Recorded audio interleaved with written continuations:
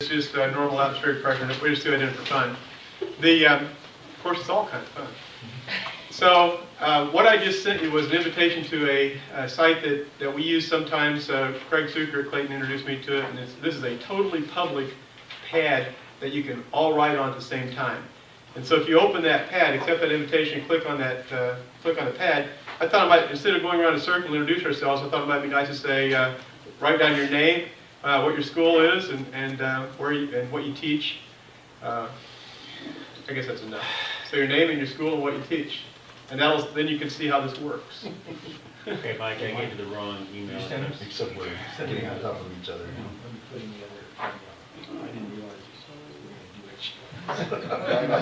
This is great, except is there some protocol for who gets I think we better than I claim line 7. Everybody typing together, like a jumbled letter.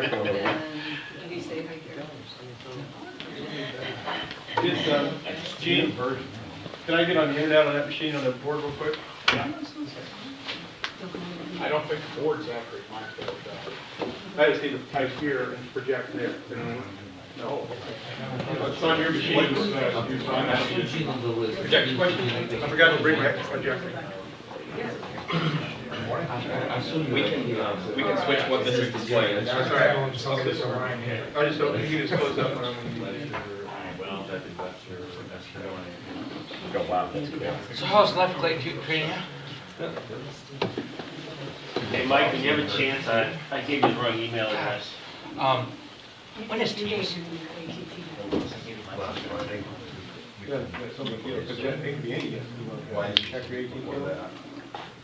I thought you said I think my start connection. okay. Sounds good. Did everybody find the invitation? No one ever.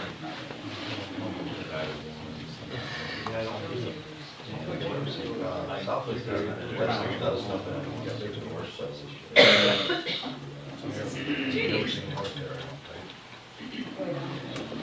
Did you say yes? Making things capital? There needs to be some way to get the types off.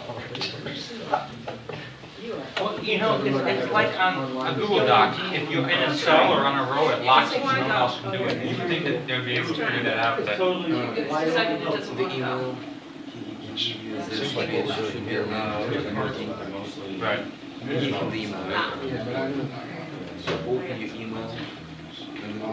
mean, I'm all configured, so I don't. Just email or yours. No, my house.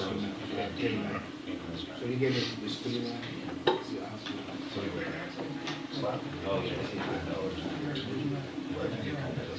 Open invitation to come. Oh, I'm there. What's the point of sharing this pad? All right. That's right, you can share it with other people. Using my machine. So it's automatically sharing now. No, where? If you want to add somebody, you could. Sign in. Like send an email invitation. No, I If you send an email invitation to somebody else, like right now, you said that, went to Gmail and it won't go. my mind just went Trinity. Frank, it sent you, so invite him, you know his email address. Just put him, do share this pad and throw it to him. Okay, did everybody figure that out? It's, except for Val. The point of this little thing is a totally public pad, and I thought I'd show you how I use it sometime in class. I thought introducing ourselves that way, using this would be a nice way to expose you to it. And If we could see people's faces, Michael, that'd be nice. I think you might be able to insert pictures. I'm not an expert. I just try to get into it, and then I go on to the next thing, a little ADD like that. So you can probably do more than I do with it. So I'm just talking about, like you see all these people's names on here. Yeah. Some of the people we haven't seen before, so if they Okay. could say who they are once they type it in. Okay, well, yeah, that's a good point. We'll do that. Say wearing a plaid shirt. No. I'm an old folk. All right. So maybe we'll say our name real quick. All right. So we'll start with Kathy. This is Kathy over here. Hi, but I. You're not there yet. This is Art. Hi. All right. And Val from Burroughs, formerly Central. Okay, now back to the refresh. So I'll see degree for Progress Central. For now. Still fighting. And Cornell. And Gary's over there from He's trying to find himself. I'm trying to find out where my cursor is. I have some in class. Rex from Clayton. Rex in, Jeff from a free safety, but from Clayton. and Lee? Lee from Parker Central. Jeff from Parker North. Gene from DeSmet Jesuit. Dane from Altough Catholic. Igor from the city. I have two schools. Bob from Rockwood Summit. Kyle Snowball from Southwestern Illinois College. Nathan from Clayton. David from Webster. Abraham from the city. Andrew from Westminster Christian. Gene from Clayton. Hal from Huntsville. And Kathy from school. So David, thank you for hosting us, by the way. Thank you for coming. And, great facility, we've all noticed. So here's how I use that sometimes in class. So this is sometimes I do like an online discussion for reviewing for a test or something. So this is a test review forum. So this is, and once it's up there, you can leave it posted. And these are just questions the kids had. So we're talking, this is our bonding test, and so before that test, on say Sunday night or Tuesday night or whatever the night is, you have a discussion with kids. You can get about 10 kids on there. What I found was that when we start working with it, kids start answering each other's questions. I had one kid, David Rifle, who really enjoyed teaching other kids. And so he was answering questions as I was answering questions, and we had these just like you guys just experienced with all those cursors on there at the same time. You have all these things popping up at you, and you can address kids' questions. And then, of course, you get this little thing, go good night, tell Mom I'll be up in a few minutes. That comes on the side. Mom, why don't you come upstairs? So I remind him it's totally public. Chemistry is sort of the best. One could say they're bonded. All right. Well, anyway, did you get that? Bonded. All right. Talking All about. right. So anyway, that's an example of how I've used it. It turns into a fairly long discussion, and kids play with it. It's kind of fun. So it's called Meeting Words, totally public. And that's our first little short example. And then that's Muhammad just walked in. Say hi, Muhammad. Hello, everybody. Come up.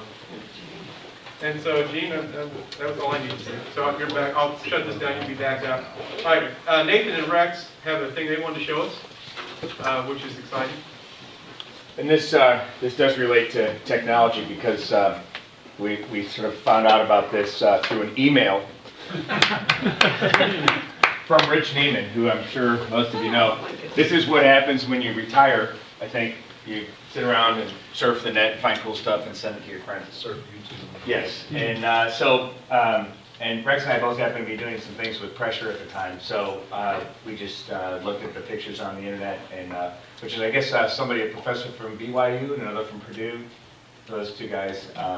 The video that both of us saw were from a professor at BYU who did this with his classes, but then there's some stuff at BYU where they really go into a pretty detailed analysis of the device and how it works. I'm gonna talk over this. Okay? Okay, so just briefly, in terms of the construction, this is real cheap. It's 1.5 inch PVC pipe with 2 connectors at either end, and then taking a little piece of... Stop for just a second. At any time, this thing could blow. Yeah, don't stand down there anymore. And it's going to be really loud when it goes, so just don't, there won't be any shots fired, but... Good call. Yeah, I actually did have one go off prematurely once in class, but everybody was, there's some fault with the Mylar. But so you take a little balloon Mylar, just real thin stuff, and then you take your connectors, put it over the end, make a snug seal on either side. The Mylar's strong enough so when the tube is evacuated, it doesn't burst, although if you do poke a hole in it, then it just immediately shreds and lets the air in. So we put a ping pong ball down at this end, and so when the air rushes in, basically it just shoves the ping pong ball down to the other end. And Rex and I played with this with some students after school today, and did you want to show your video? I don't mean shoot it. Shoot it once and then show? Okay.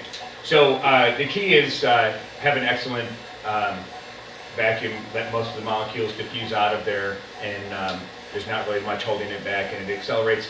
Why don't you say what you do with your kids?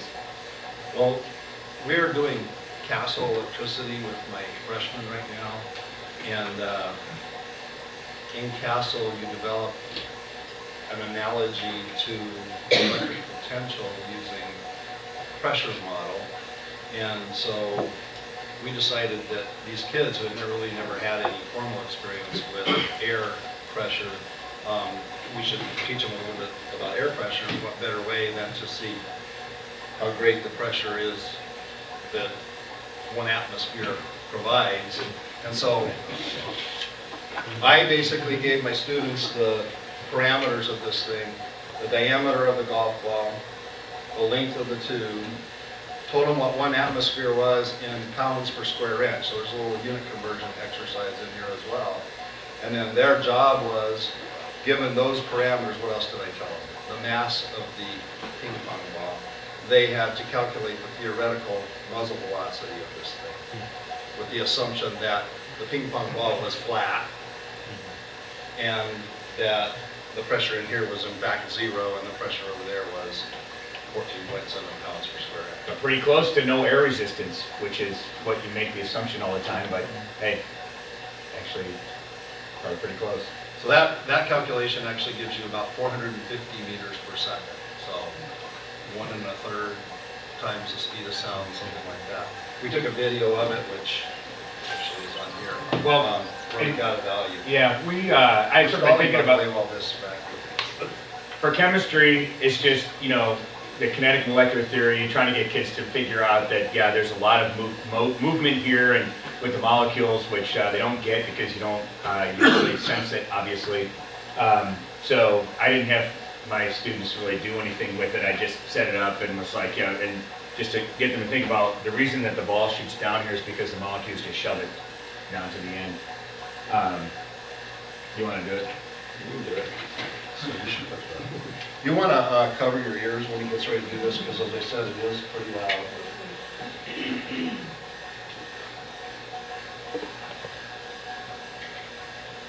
Okay, 3, 2, 1.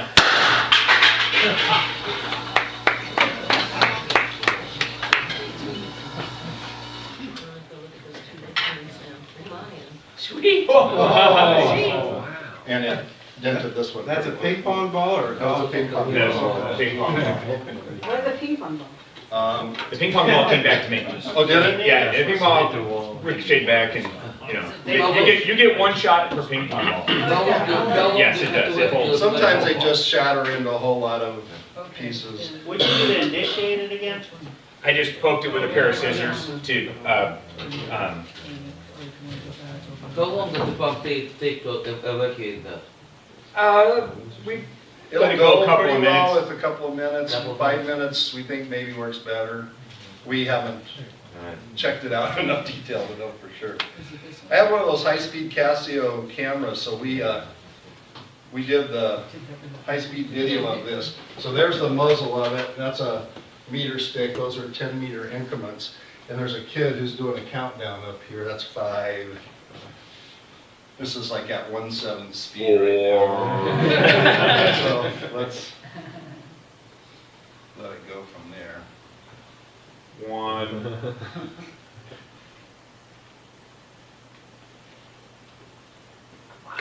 Okay, so if we go back a few frames. Rex, do you have any special lights on that? No, it's just the room lights. Fluorescent? You see flickering? the, Pieces of mylar flying yeah, out just there. the normal. So there's, actually the way this works is the shutter's open the whole time. So that, the length of that streak you see is how far the ball went in 1 frame. So 1 frame is a 210th of a second. So you can see that it just, and that turns out to be about 110 meters per second, about 1/3 of the speed of sound is what we're actually getting, as opposed to 1 1/3 times the speed of sound. But it's pretty impressive, a lot of fun.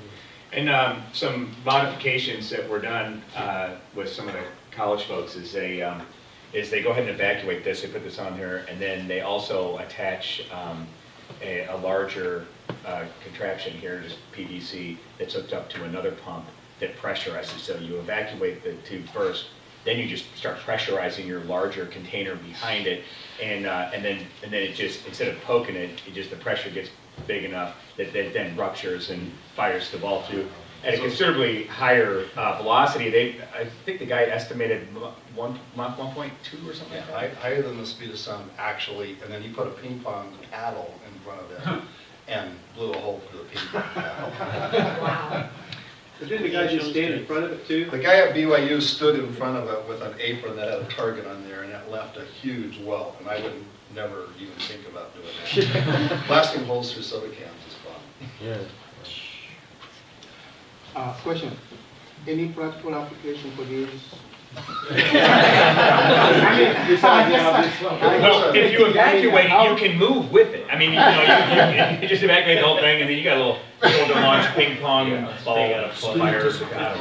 No. It was a fun way to introduce Okay. pressure, and that's It's really a what variation I on the crush the can experiment. Yeah. There's, back in 2001, there was a book that was actually recommended in my health blog called Vacuum Bazookas, Electric Rainbow Jelly, and 27 Other Projects. It was written by a guy named Neil Downey. I think it's still in print. I think you can still get a copy, probably not 50 copies, but probably one or two. And it really is a sequel. He had a previous book. So if you look up under Neil Downey in DOWNIE in Amazon, you can find the other book, which I think is even better. There's also a version of this idea that was written up in Journal of Chemical Education, where you pressurize into the bottle and use that to blast wine corks. That also works really well. It's not as good as this for physics because it's not evacuated, but it gives you the idea of what the pressure can do for you. All right, next on our agenda. By the way, before you, just in case, because somebody asked about this, the way we put that Mylar on there, this is just a regular PVC coupler, so we just cut a square, pulled it tight, and then sealed on there. Some of them show using different kinds of packing tape and stuff like this, but this is kind of clean and pretty easy to. How about the other? And it's really quick, actually, and all the PVC and the valve, all that kind of stuff was probably about $20. So you got 1.25 inch? 1.5 inch? Yeah, 1.5 fits this, so what you do is you get just one piece, you need a T, and then this is actually two pieces. This one just fits over, so you take a little piece off the end that you can put in here to glue these two pieces together.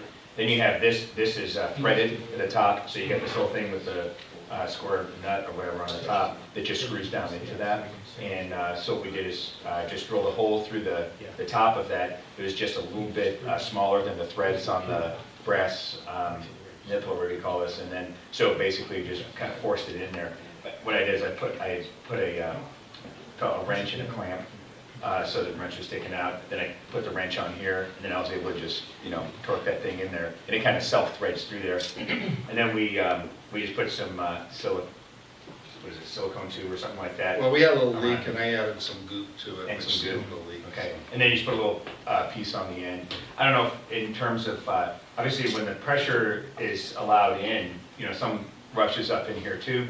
So for this tube that we put in here, it's not exactly, a smooth fit, so I just dremeled out the end of it so that it was kind of tapered. So it kind of is a small funnel, but just with a sharp edge on there. I don't know how fast it's going by the time it gets to here, but I was afraid that it might damage the ball, so we dremeled that out. One more thing about ping pong balls. In 2000, for the Olympics, they changed the size of ping pong balls from what had always been 38 millimeter diameter to 40 millimeter diameter for regulation ping pong balls. And so if you get a 3-star competition grade ping pong ball, that actually fits closer to the inside diameter of the 1.5 inch PVC than the 30. We shot some 38 millimeter ones and did fine, but the guy on the internet recommends the 40. And it's easier to calculate. It is, nice number. Just a 10-foot piece of pipe. Yeah, And then we cut off, we ended cut up off with a little bit. Yeah, we ended up with probably a meter that we just. The guy that we at had Purdue says that he's got a clear one, and he's done some really heavy-duty analysis of this. And he says the point of diminishing returns is about 2 meters. So we decided for storage reasons to just chop it off at 2 meters. That stuff's really cheap too. Yeah, I mean, probably the brass plate costs as much as the. Right, so our next Oh, yeah. Next person is going to talk about a cell phone app, which could be a tablet app, which could be a computer app, so you can play on the computers, anything with a web browser. Can I use? And while he's walking up there, I might also mention about the meeting words we talked earlier. You can put a link to that on the web page. So you can set up a document, put a link, and the kids click on the link to get there. I didn't mention that. It's just meeting words. It's called meetingwords.com. Can I ask one more question about the pipe? Is that Schedule 40 or 200 PSI or what size pipe is that? You know, Absolutely no idea, but I don't think there's any chance of it imploding. No, no, I mean, no, if no, anything, it's it'll Schedule carry 40. Mylar. Is it just Schedule 40? to- yeah. Okay, thank you. Whatever's least expensive. So one of the things I wanted to share was something that a coworker at school and I have been playing with. It's called Summertip. We got this as a email from our technology people. Basically, it's a student response system that's based on web-based. So anyone who has a cell phone, tablet, can simply use it. Parkway has kind of sort of embraced the fact that these kids are going to have cell phones everywhere. And so we have a bring your own device policy where as you can bring anything you want. Obviously, there's no liability and all that stuff figured out. And then you can just log into the system so that you can still be watched as far as what you're doing. And then each individual teacher has their own, sets their own guidelines for what is and is not allowed in the classroom. And so this is kind of sort of a fun way. We have Scintio clickers. You can't really type responses with them. Plus kids really tend to enjoy using their cell phone because they think it's cool. So anyways, you can create your own account by going up, sign up right here. And when you sign up, it's very easy. You just put an email, a password, you create an account. They'll send you an email to make sure it works. And then after you do that, you just simply log in. And so what I would do is I use this once. And there's a whole bunch of different ways you can do this.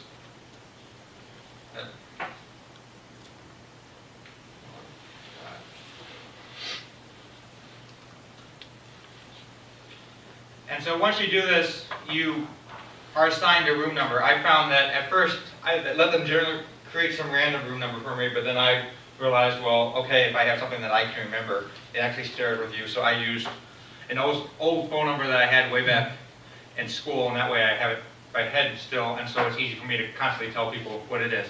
And so if anyone has a smart device, whether it's a iPhone, anything, if you would go to a website, it's m.socrative.com. So just, you don't need the www, and if you want to do that for me. You can also use your computers. You can use your computers as well. But the smartphone might be more. Right. So it's m.socrative.com, and then it's going to say join a room, and my room number is 863-3427. You have to put //student, I think. m.socrative.com/student. I believe mine says that. Okay. For me, if someone logs into the cell phone, it automatically redirects you to that page. But either way, it's fine. Okay. And so it looks like I've got one student in the room. Do we need to have an account before we? No, yeah, that's the nice thing. You do not need an account or anything. It just automatically allows you to join. And should it be saying? It's wait for teacher to start activity? 863-3427. Right there on the wall. Yeah. Could you write it on the? Absolutely. Now, if I can write it in a way that you can read it, that's a whole nother story. Can you just put it in Roman numerals, please? No dash. Yeah, I'm sorry. Slash, backslash. 863-3427. Yeah, you're right. I got 863 and then the 300. Oh, it automatically does. Question? Yes. On the iPhone, there are two, student clicker Socrative and the teacher clicker. You want student?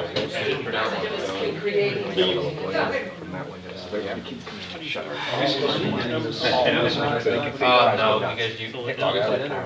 Let's try it again. After the application, you already logged in. So you can probably just. Yeah, it's got this right there. And it probably says something like waiting for, right? And so I've got a wide variety of options right here, and I'm going to choose the simplest short answer.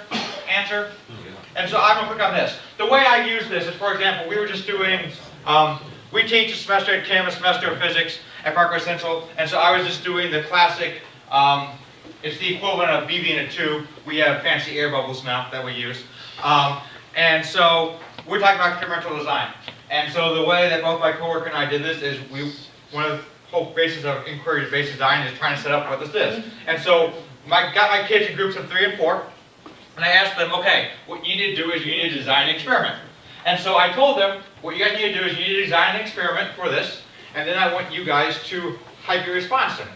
And so they all got in groups of 4, and they talked about how they were going to set it up with the independent variable, the dependent variable, so on and so forth, and they typed a quick response. And then as you do it, you send it in, and then they all end up showing up here. And then there's a button here I can click on that says vote on responses, and so then all of a sudden I can allow kids to vote, kind of sort of that interactive thing. Is it any different than necessarily going up there and saying, okay, put this on a whiteboard and now let's share? No. But do they get to use their cell phones? Yes. Did that make them happy? Yes. So, I mean, it's kind of sort of integrating technology. I've got freshmen who are easily entertained. And so when you have 90-minute classes, sometimes giving them the ability to do that as opposed to whiteboarding is just something that's a little bit different. So why don't we go ahead, and if you feel you just want to type in some sort of random response, whatever. Question. And so for this single click one, they don't actually post the question, but so then I would have the question on the board. And so we need a question. Anyone have any great insight that they want to ask? What the address of Webster High School? What? Address of Webster High School. What's the address of? Right. So that would be one way. Or something more open-ended is.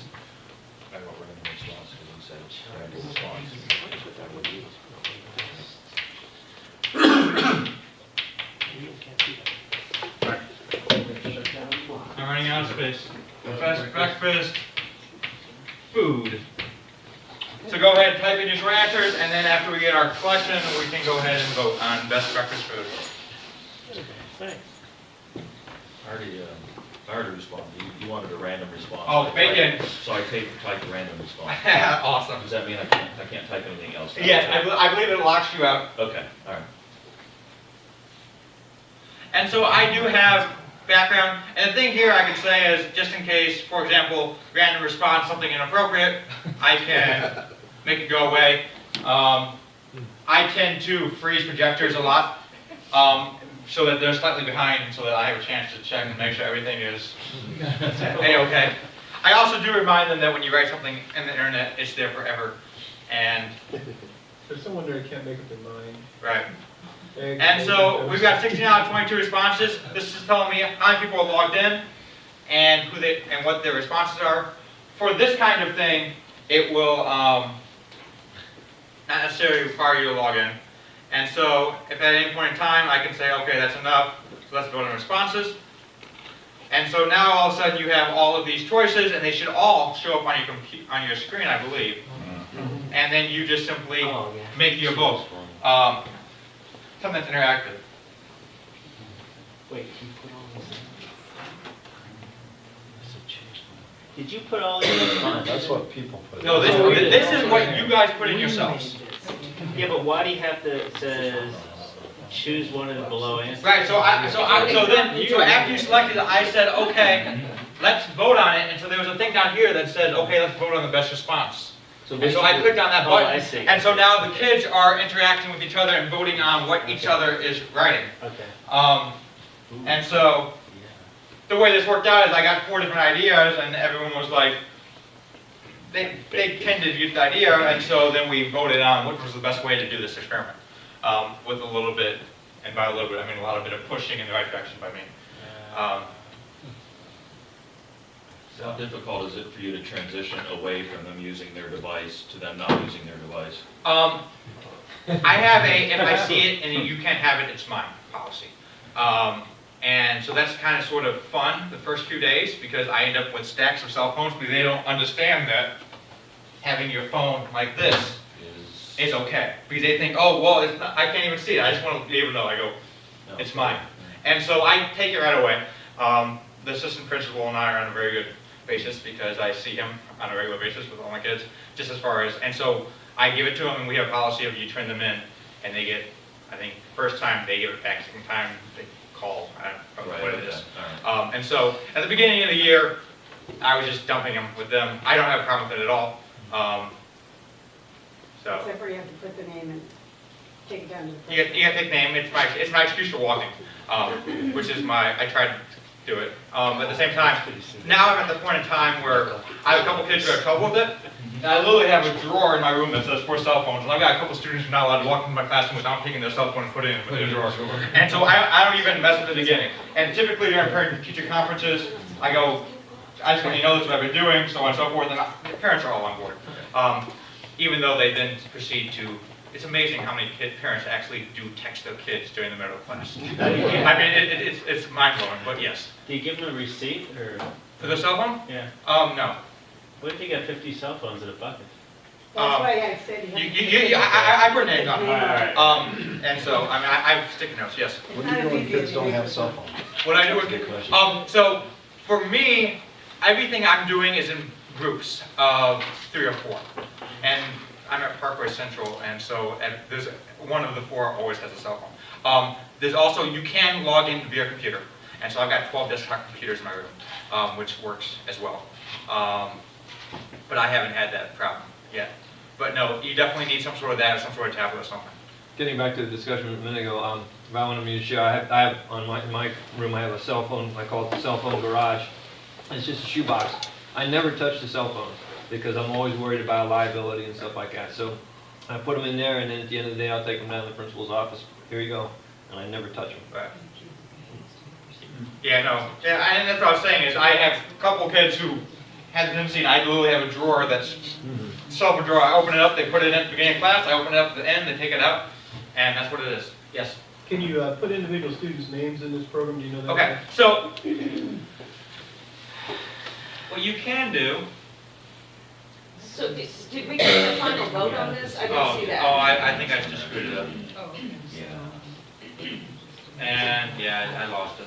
So no, we didn't have the final part. I think Snickerdoodle was the winner though. Okay, inactivity. Okay, so one thing you can do is you can also do a exit ticket. And so go ahead and complete exit ticket. Where did it go? Now is this a blank activity? We got question 1 or 4. Your last name, comma, first name. Oh yeah. And so the answer to that question is, and I think it's set up. The way the names are not put in. Let me rephrase that. It does not know your device based on who you are. So in order to do this, if you wanted to do it the quiz, the first question needs to be, what is your name? It sends it as a very nice report. So if you separate last name and then first name, it gives it to you on an Excel sheet, so then you can sort it based on the last name so that you have everything in responses in alphabetical order. You can design, and so if you're doing something like a quiz, which is absolutely an option, then you just need to be careful and mindful of the fact that it doesn't know what your name are. So your first question needs to be, what is your name? You can have both multiple choice questions for you, true, false questions, open-ended questions, and so it's a wide variety. I have never used it as a quiz device. We have Centio clickers that I like and I can use quickly. The problem with those Centio clickers is a classroom set of 30 is, I think, 2,600. So it's something absurd.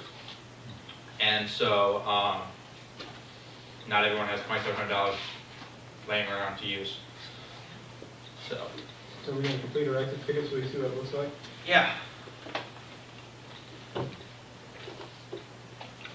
So then it just simply tells you how many people logged in and what the exit ticket is.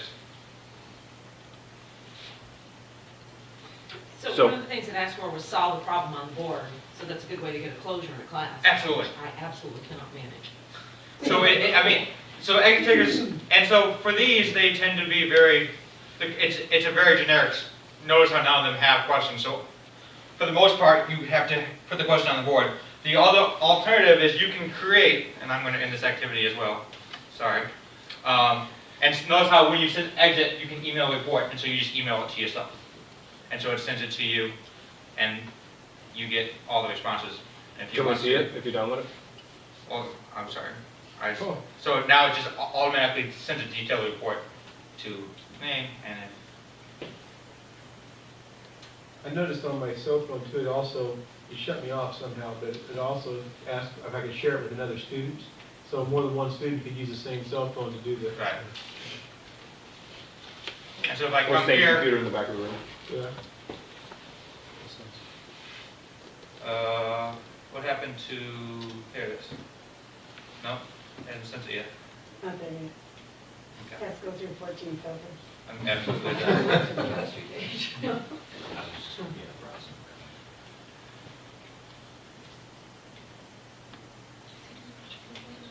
Yep. Yep, I'm teaching next year the biotechnical engineering class. Cool. Yeah, I'm excited.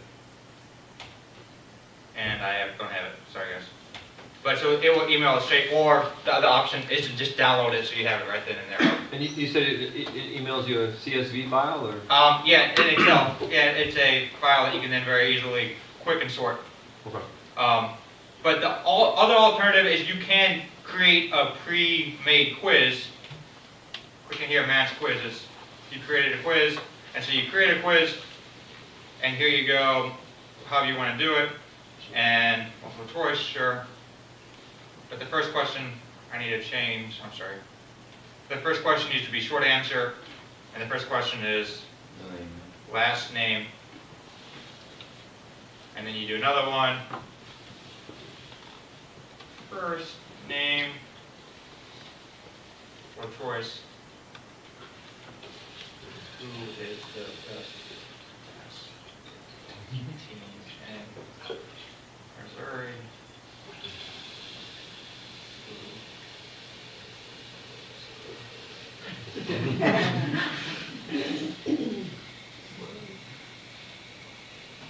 And then you save it, and so now I can absolutely log it in. So I need to name the quiz. Can you import questions or anything? You gotta just type everything. For mine, you have to type everything in, Well, you can cut and paste. but you can cut and paste. Can you have graphics in there perchance? No, not that I'm aware of.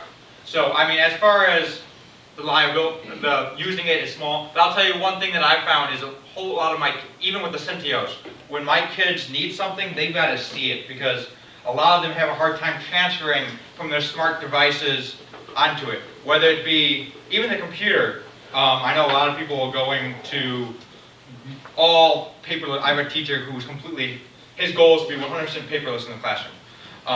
And so, but for me with my freshmen, they need to see something hard copied. And so even when I give quizzes on the Centio, I will have a copy of the quiz just so that they have it.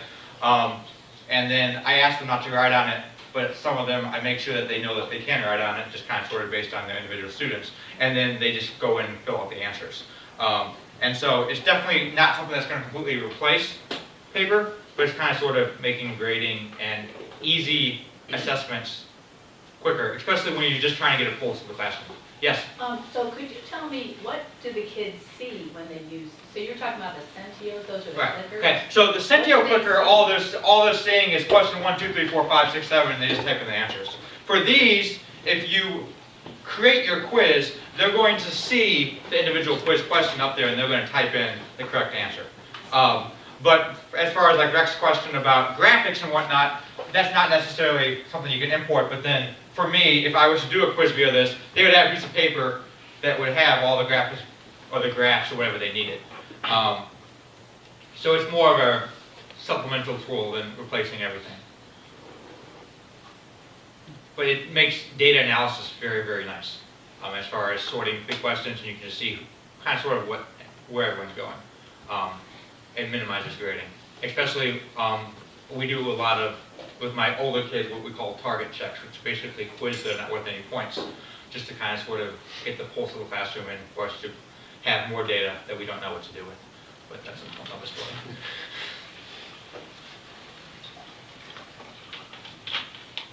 Questions? All right.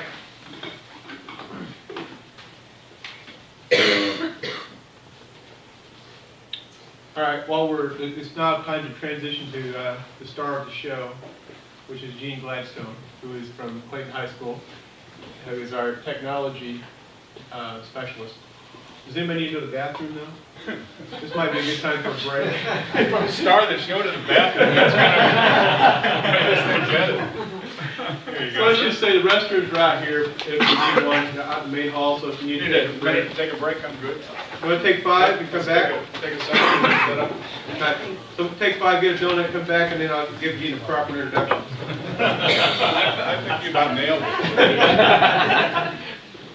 Which way did you say the bathrooms were? Right out in the hallway. Down that way. And start looking. Straight down the hall to your left.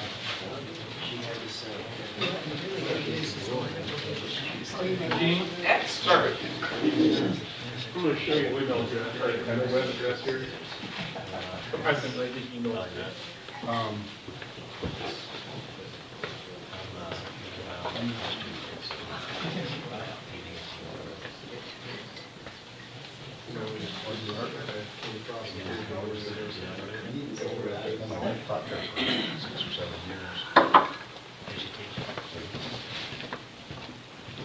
What does she do now?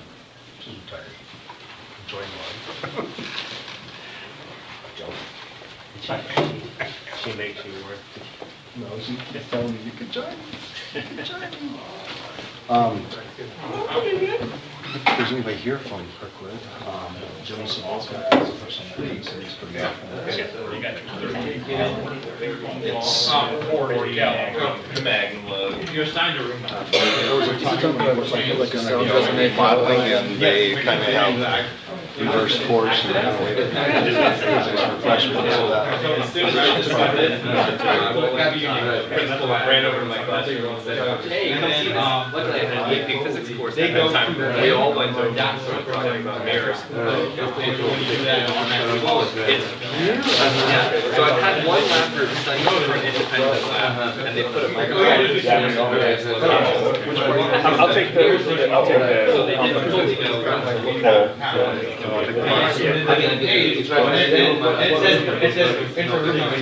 We'll take it. Fantastic. The only thing is, you just gotta remember, when you're making your food. No, I'll try not to smash it into every door. I didn't realize that the school was so big. They're not trying to I never realized it was so big. a bucket, so. I always thought that you walk up to like the school because the And one thing that I is, Yeah, it's run that. And so then, as long as it's running around, then they go home and try to. now we've got. Step is to crunch again. I wonder if you can rock in them. They're getting exceptional air conditions. why do they have the, I mean, it's pretty new building, but why do they have the blackboards rather than whiteboards? Any reason for this? Oh, Mr. Wojcik, this is his room, and he's 72 years old, and I'm over there. It's different. I was wondering, those are pretty good chalkboards. We got the nice kind, they're magnetic. The contrast is great on the chalk is cheap. What else do you need? Right. They erase fast too. Right. Well, then we were talking about, that's what the Centio is. They're basically devices. We paid extra for it. It's worth it. Smart enough to have my students, you can use it to student response. And so you can use those And I've got, the ones we have actually numbers or letter choices. I guess We get that, the ones in my street, the same thing. so. Does it work like as a focal petrol, or can you do that? I don't know. I haven't tried that yet. We need a drive. Yeah, we can get a drive. Yeah, from passive side. Not really. So, How long would I need? now that includes like the wireless. Usually told those was It's just, it has about like 10 meters and you have to wait like over 2 minutes or so. Come with me. I mean, So, it's not any different than, so, but it's as far as seeing it, you know. Same exact. First year here. Alcohol? Catholic, it's in Boba.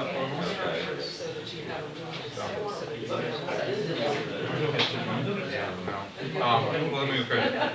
So Valerie, is yours one of the Parkway is going to a, so, the babies are out. But they got it. That's what I thought. You never know. Yeah, I'm just, you know, I'm just no good at saying no. And actually, God bless them, it's a great school. I just don't want to write another report as long as I live. I don't blame you. So I don't know what to do with myself. So I leave the option of whether I go back to the community college open. I don't know if they'll have me, but I think I'll look at that.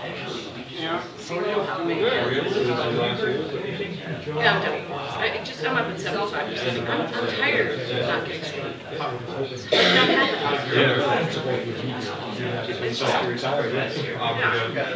Part of it is that I just don't understand how to say no. I need to be in an environment where I don't have to swallow. They're all and I actually don't know whether I can. I don't know whether I can manage my time. I'm not a hobby person. Absolutely. So, My mind is flowing around. I've not that many years. Brain slowly turns towards goals and should I do it while I still do physics? it'd be a nice problem with the state of the district. Yeah, I think we've got to figure that out though, man. You know, Occupying someone. I agree with that, but I think I've got a question. I don't have to go exactly. She's always, I admire her always, because she's always goal to manage her time. So, and I don't think that I'm that quick.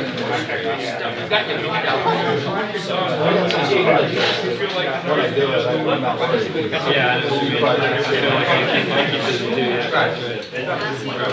just not project manager. Well, I am project manager, I just don't have it.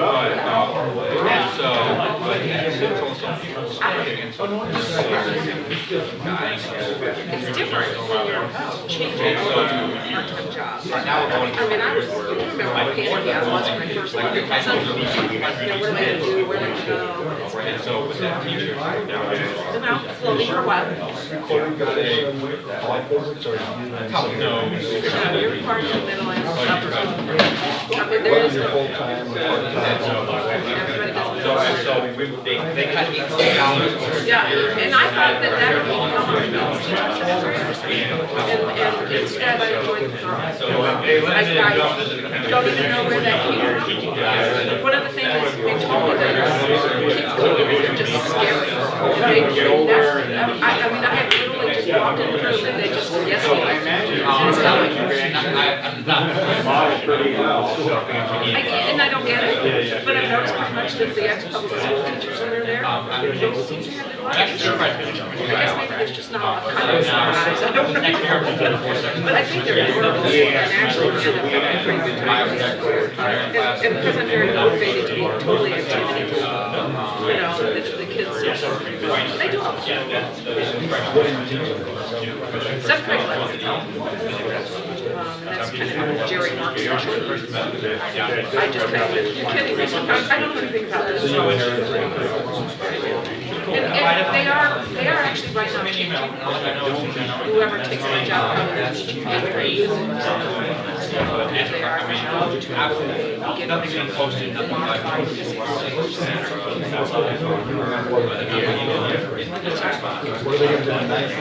Ninth grade is biology. Oh, sorry. It is not like they're going to take away the physics curriculum. They're supported.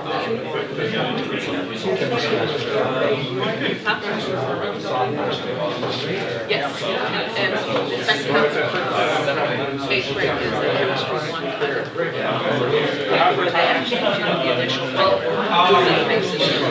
I would say, Get rid of it. It's not about physics. So there is no mile line engineering curriculum, and it's pretty intense. At least that's what they're talking about. I talk with them continuously. I don't really want my opinion. leaving. Yeah, right. And then we have,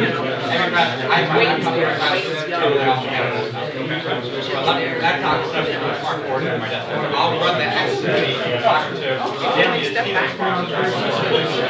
everything on the phone. I'll run it on my desktop, and then I'll have a something on my smart board. There's freedom and then there's this. I don't know what I'm gonna do.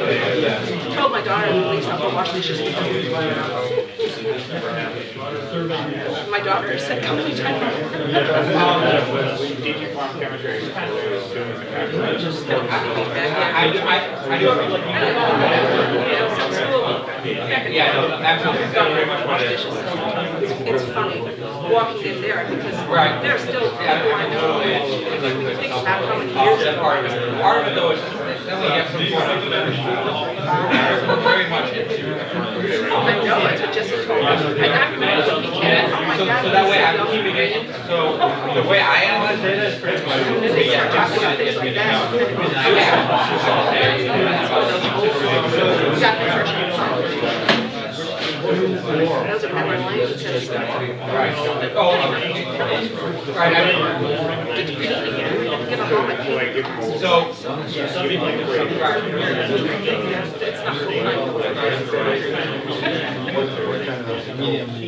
I am mostly watercolor. On the other So hand, the I question like of to what is your name has to be the first question that we would. Yeah.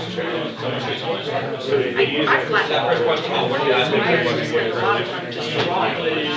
It's amazing how I can say, oh yeah, you mean that angle. I'm first now the geometry. So it's really especially with what I found is Never had it. Never took an art class at all. So never got into high school. It's like one of those things where I totally missed out just 10 years of change. Why you say that?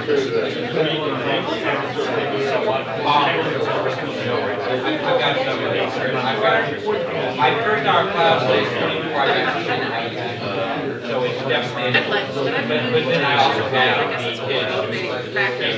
taking honors English, honors. I mean, at 75%, I don't lose your head. Retired, step down, I've lost my head. I just don't have that ability to be up and back to work, to efficiently get things done. You know, come home, still work efficiently. About really.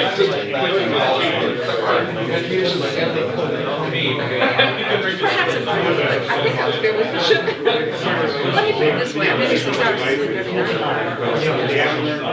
And I'm against that, by the way. I have not.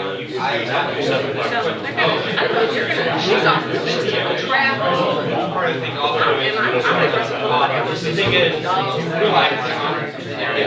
And so it's legally.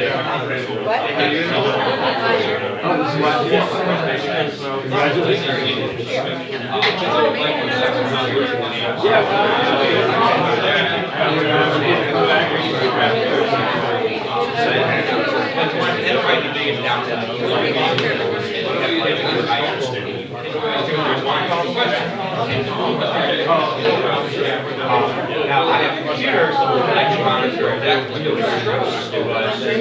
it's hard to monitor. So that's definitely a big downside. That's why I do this. No, I had to.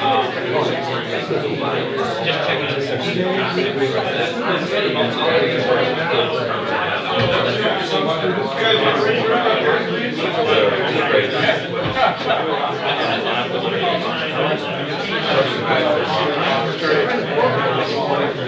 and so you can incorporate your own friends. The other thing that I think is you can set it up and run it at home. And therefore, they say, kids, okay, your homework assignment, go, take the quiz. And so then they can go and log in. I'm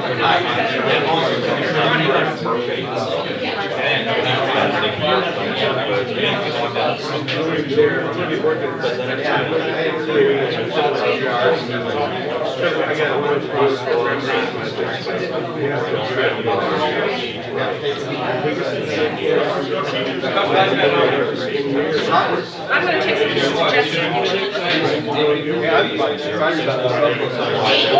Yeah, I might get to some of the garage, they're not playing it down in the garage, and pick them up at the house.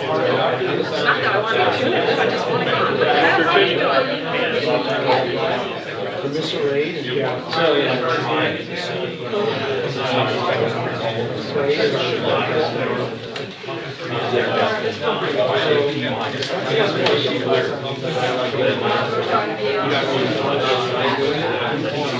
So you got used to the camera today.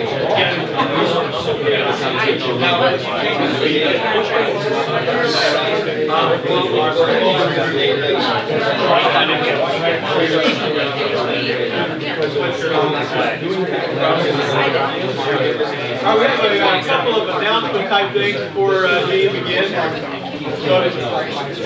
Folks, hi, listen up. Sorry to bug you. I just wanted to say I'm Bob Brazel. If you haven't met me, I'm the president-elect of the St. Louis area physics teachers, and so I'm just already starting to think about the May meeting, which is where we start planning out next year's agenda. So if you guys have any ideas about what kind of things you want to see, what kind of activities, what kind of lessons, what kind of workshops, let me know. I don't think I brought my business cards, but I'm at Rockwood Summit, and if you want to talk to me afterwards or whatever, just shoot me some ideas. That'd be great. I'd love to start collecting them so we know what we're doing in May. Did you say you're having everybody over at your house now? Sure, yeah, we can, I guess last couple of years, we've ended up over at my house at the meeting because I've got a user-friendly house for large groups. Right. So, by all means, come, we'll have lunch. Usually have shrimp cocktail stuff. Yeah. Thank you. And David? David Schuster again from Webster, and I'm organizing and have started that program last year, the continuation of the great St. Louis area physics teachers physics contest in April. And so our date this year, it'll be hosted at WashU again, April 27th being the last Saturday in April. And I'd love it if you could bring your students. We have a sign up and it's all linked to through the SLAPT website. So that's the date, Saturday morning. Hope that all of us can be there and have a great time for our kids. I usually tie it into either extra credit or the possibility of an H grade kind of honors if there's excellent performance on the test. In case you're not familiar with it, there are two levels. There's a mechanics only test and then a more comprehensive secondary P level sort of test. I'm assuming they're still doing that. That's right, something for everyone. So, now Gene, and it's yours till the end. Yeah. But we're going to be done by at least 3. So anyway, Gene is our technology specialist. He's I'll just say a word about it. It's just fun to work with Gene. He always has ideas. And he's a yeah, we can do that kind of mentality. So that's who you're listening to. Yeah, it's great to have ideas and no solutions. Welcome to Edge Tech. David, is this your classroom? My classroom is right next door. This is Mr. Wojcik. I feel like I'm about to be in an episode of Punk'd right. No. May I? I'm waiting for the break where this balloon just goes bam, and some sort of green gel comes. Now, why are there balloons hanging everywhere? I suppose he's doing a Coulomb's law experiment. I think they charged them quite a bit and saw them separate. They could get 20 degrees, 30 degrees on those things. Wow. With a dead cat. I've been in technology for the last 15 years. My teaching experience is as a math teacher over the course of 30 years, so there's obviously some overlap there. But really neat experience to be doing this at Clayton High School, and I'm glad Mike asked me to come out and talk a little bit about our Google application suite. Prior to today, how many of you had any experience with anything other than Gmail? Okay, so we've got a little bit going on here. Hopefully, this will be new or at least valuable information for you. The Google Apps Suite not only gives you email, but it gives you the opportunity to create documents, spreadsheets, forms, presentations, and drawings, all on a universal platform, cloud hosted, and all for free. So it's a great opportunity for students who may not have access to Microsoft Office or other products to have a free online platform that is universally shareable and something that kids find to be really beneficial and really fast now. If you haven't created a Google account already, we can go ahead and do so now. You can go to Google and just create a Gmail account. I think Mike had asked that everybody do that, so we'll get into the one hurdle that you have to get over when using the Google Apps suite. You have to do a little rationalization and give into the dark side of technology. There is really no free lunch, and if you're using the Google Apps suite, they're getting something on the back end. And the back end is yours, mine, our online behavior. So they track that behavior, they try and market to advertisers, and most of you are familiar with that process. So as we tell kids, we're going to use Google applications, we're going to use Google Docs, Google Forms, I think it's only fair to tell them too, hey, remember, although people are not being tracked locally, they are being observed globally. Our behavior is being observed globally. So the online behavior you exhibit is the reason that Google provides this stuff to you for free. And I think it's important that kids understand there is a yin and yang to this whole online cloud-hosted process. My observations with students and even young professionals right now is there's great disappointment if Wi-Fi isn't free and readily available, and if applications are not available free and online. I see that that expectation, that's going to continue to grow. But what we need to make sure to people is that, again, the free lunch concept really does exist. Google provides these services for free because they can tap into a gold mine of data.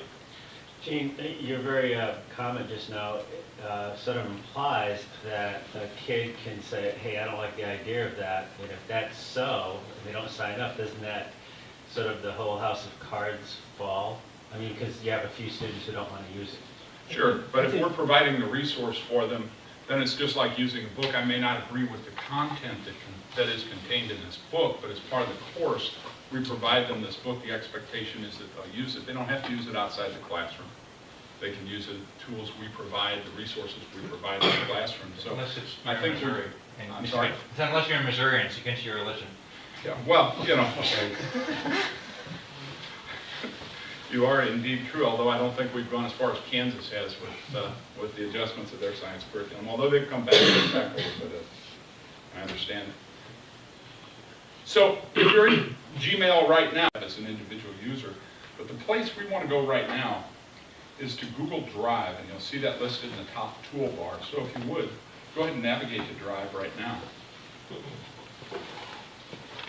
Before I get going too far, Mike pointed this out to me. He was doing a little bit of investigation on ed tech and the use of assessment in technology, and he came upon this website, and interestingly, 2 of the 3 items that they listed for online assessment are items that have been talked about today, Socrative and Google Forms. The third one you might mention too is kind of like the meeting words, and it's called Wall Wisher, which is like little post-it notes on walls that you can respond to. So you can play with that later. So while we're talking about things we didn't talk about, but we're talking about, how about your, what was the other one you said, Poll Everywhere? Poll Everywhere would be considered a competitor of Socrative. It's another online polling opportunity where kids can use their cell phones or tablets in order to respond to assessments. So it's kind of a multiple choice opportunity that requires nothing on their part. So has everybody gotten to Drive? Meet your drive. Pardon me? It says meet your drive. Meet your drive. And you can exit out of those. Once we're in Drive, you'll see a number of options here. This is my inbox. It's full. Yours probably isn't if you don't use this on a regular basis. But the things that are of note here will be this area is going to contain some of the work that you'll create today. The most important menu is on the left, and it's the one marked with the Create tab. And if you'll just click on that, you'll see a drop-down here that gives us all the options of things we can create. Right now is create a form, and we're going to use that form to take a survey. We're all going to take the survey and examine the results. And this will be the first of 3 components that we'll talk about today. We're going to talk about the survey application, how you can use surveys in your class in maybe a little bit more creative manner than you've thought about. The second component will be actual data gathering or creating data sets from live experiments that students can share. And finally, the third part we'll talk about will be assessment, creating tests, using forms, and automatically grading them, and automatically sending the results to your students by email. So we're going to create a form right now. You'll just come down and click on form. You'll see an interface open up that asks you to do a couple of things. It asks you to select a template. I'm going to ask you to select the default template. That'll be a blank one. And then we create what? Sure. Form. Let's go back to the Create tab, and then Form. And we're going to use default. You can see right here in the dialog box, let's create a title for that form. And we'll call it, let's call it Morning Survey. And click OK. Gene, I got a question. Sure. Right now, I'm using my Google, this is all kind of new to me within the last week, but my Google account that's owned by my school. Uh-huh. So what I see on my screen was different, like with that last page was different than what we saw. Is that, it didn't look like I had choices of format. I don't know if that's available. Oh, okay. So those Is that templates weren't okay? available. Yeah. When I got my email about having a Gmail account, I just found out last week that I have my SLU email, my personal email. My SLU email now is owned by SLU for Google. So they transferred, so my SLU, using my SLU email is owned by St. Louis University High School in Google. So is that, and I just noticed that last page is different, and I still redoing. Yeah, I think so. Mike, are you getting that? I'm looking at this right now.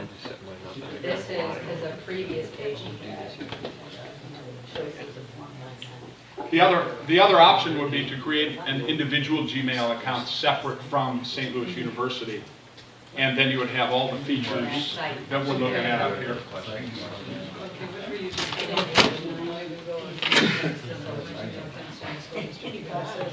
No, not at all. Question was,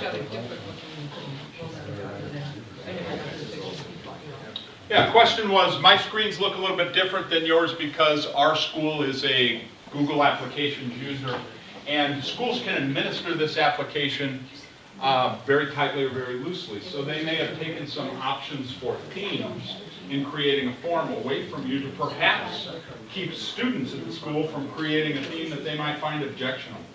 So that's a realistic censoring component that a school might deploy. If you want to get around those things entirely, you can create your own private Gmail account and use this service in the same way we're describing it here. As you can see, I'm on our Clayton hosted Gmail apps, but you can also have a private Gmail app and do the exact same thing we're doing now. And what we've seen twice is with a little bit more freedom, apparently. So we're on this screen. I've titled this survey Morning Survey. I can change the title up here if I wish. I'm going to go ahead and leave it Morning Survey. And then we have some parameters. We're going to look at a number of different options here because there are a lot of question types we can create as a survey. But what you'll find is in this description box, it's useful to give your kids a clue as to what they're doing. So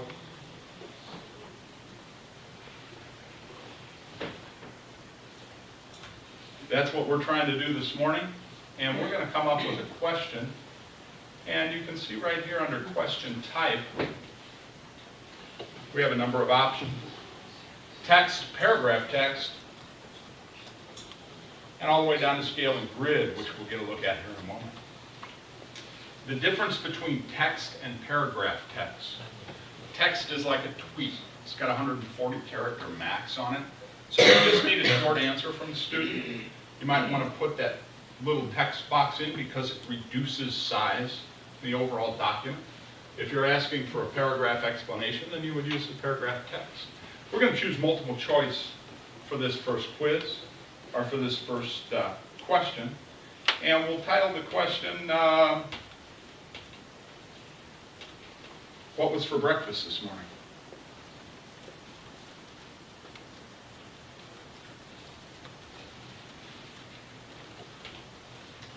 We can put a descriptor down here beneath that question that might say food only, so if you drank your breakfast this morning, we'll leave that out. Now we'll make some choices. That's it, what was for breakfast was up there? Everybody with me so far? On the question title. And you can create your own choices here and just follow along with me. I'm going to create 3. We'll say eggs, donuts, and bacon.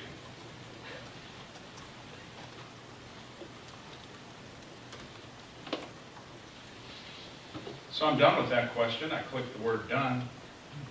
And here's what it looks like then when my students will see this survey, or when my parents will see this survey, when I send it to them for a class eval or whatever we're going to do with it. This is what they'll see. Visualize the uses for this, if you will. This could be a student attendance sheet. This could be a request from parents to sign up for activities. This could be a form to your family to see who's coming to the family reunion. So there are a lot of applications to any kind of form that we would use. But we're not finished. We have a number of question types we want to take a look at. So let's look at add an item, because we want to add another question to this form. And the next one we're going to add, between text and paragraph text, it's almost the same thing. So I'm going to make this question paragraph text. And we'll say, how do you feel this morning?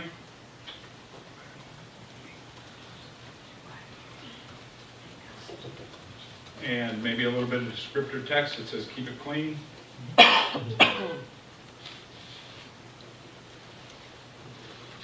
And you can see there's a text box below that question that will allow the respondents to answer within the box in paragraph form. I have yet to find a limit on how much text you can put in there. I haven't really tried to push it, but it's pretty substantial. So now you see what our second question looks like. We're not finished. There are more types. Yeah. So I'm thinking ahead to the responses that you get back. Are you always recording, so people have to log on to answer this, or can you go anonymous? No, you can absolutely go anonymous. And as a matter of fact, you can see up here at the very top, if we're using an enterprise solution like Clayton, or what school district you're from, third floor, if you have an enterprise edition of Google Apps, you can require that anybody who answers this question have to have 1, a Clayton ID, or 2, automatically collect their username. So those anonymous responses only occur anonymously if you choose for them to do so. And if you don't, then it's quite possible you need to make question 1 be, what is your name? Mm-hmm. Okay. If you want that info for that. So we're down here to question 3 now. So we're going to add another item. We haven't tried a checkbox, so let's do that.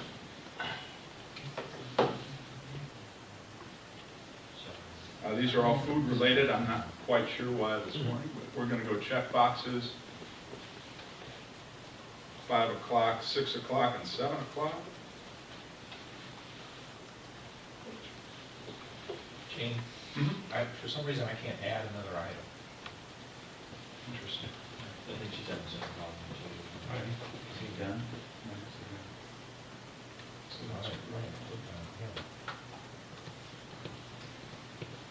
You know what? And did you click done, as I had indicated before? I wonder if that, in this application, if that ended the form and is going to ask you to publish it. And I think, yeah, I think, well, it's on there regardless, but I think what it's asking you to do is go ahead and send the form.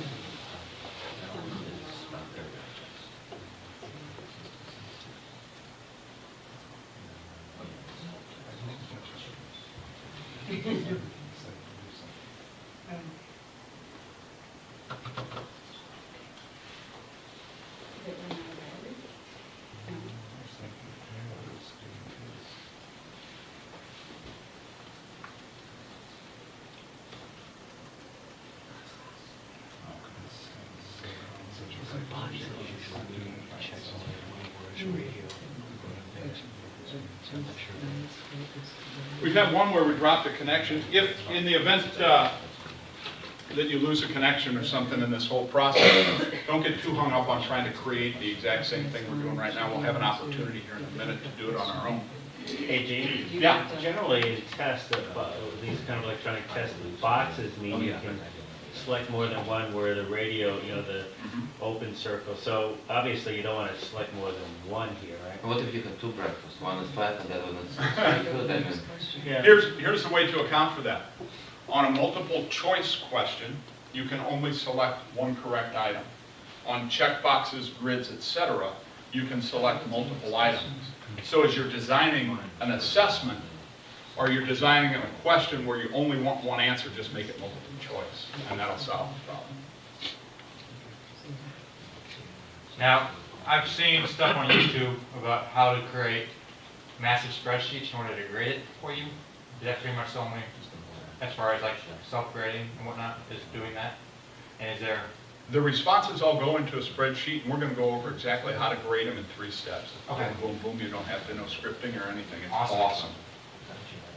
We're going to do a choose from a list real quick, and I think you guys get the idea here. So if this is boring for you, just bear with me for a couple seconds, and we'll be through it. If not,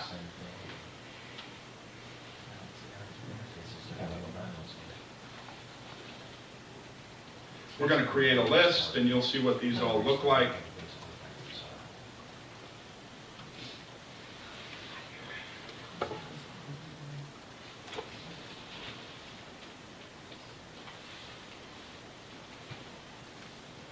Two interesting ones for science application are scale and grid. What did you do, your list? On the list, What time is bed? yeah, what time is bed, and then you'll see from that list, there'll be 3 choices. And we have a question about scale.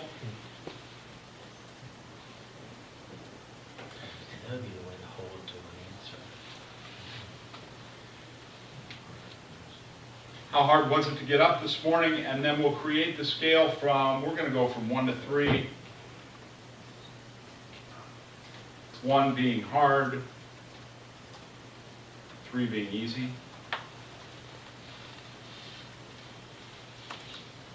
How well do you understand this past lesson? Is that kind of the idea? Absolutely, yeah. Then you could see how students' perception of their understanding correlates with their grade. That's a great point, yeah. And that'll be really evident when we do some data gathering and kids are starting to work with experiments and stuff. So as you can see, we're kind of making this lighthearted, but there could be some real substantive questions here. Okay. Lastly, a grid. Okay, you know.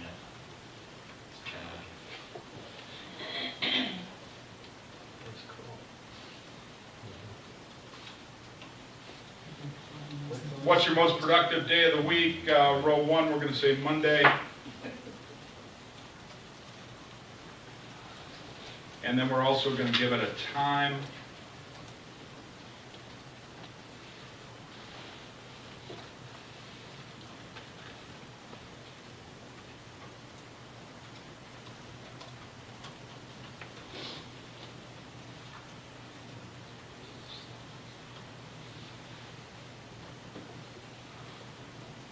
And I've hit all the examples of questions that we can create here. So as I scroll all the way to the end of my document, scroll up a bit. So I've created a 3x3 grid of Monday, Tuesday, Wednesday, morning, noon, and afternoon for most productive times. And I have an opportunity then to give my students a message, what they're going to see after they submit their form back to me. And I'm just going to say, thanks.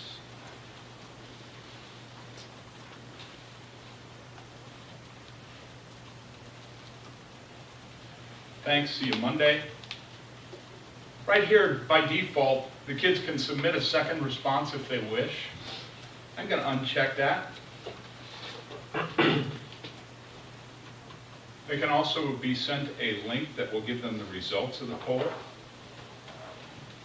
Or they can be allowed to edit their responses after they've submitted. I don't want any of those things to happen right now, so I'm just going to send this form. And what you'll see now is this dialog box, and this is where we get to the real power of the Google application. So what we've done is create a form. That's no big deal, it's a survey. We're gonna send this survey to somebody. We can send it, for example, in an enterprise situation at Clayton High School, we can send it to the email group called Clayton Staff. Simply by typing Clayton Staff in the dialog box that says this form, send this form via email. If you've created groups of your students in your own personal email, you can send it to that group of students, or you can send individually by email address. Those are all options, as is the option of using the top dialog box link to share. Google has created a hyperlink. If I give this hyperlink to somebody, they can automatically take the survey. So I can post this hyperlink on a web page, I can email it to somebody, or I can show it to you right now and ask you to take the quiz. What I'm going to do is copy this link, because I'm going to want to paste it somewhere.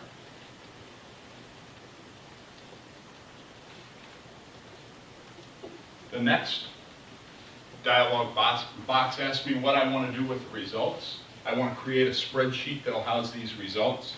So all I'll do, How'd you get to that dialog box? I click, Huh? I click done. Mine only has a send. Do that, send. Invalid emails. Okay. Yeah. And then lastly, we're going to create a spreadsheet to store the results. That's done automatically.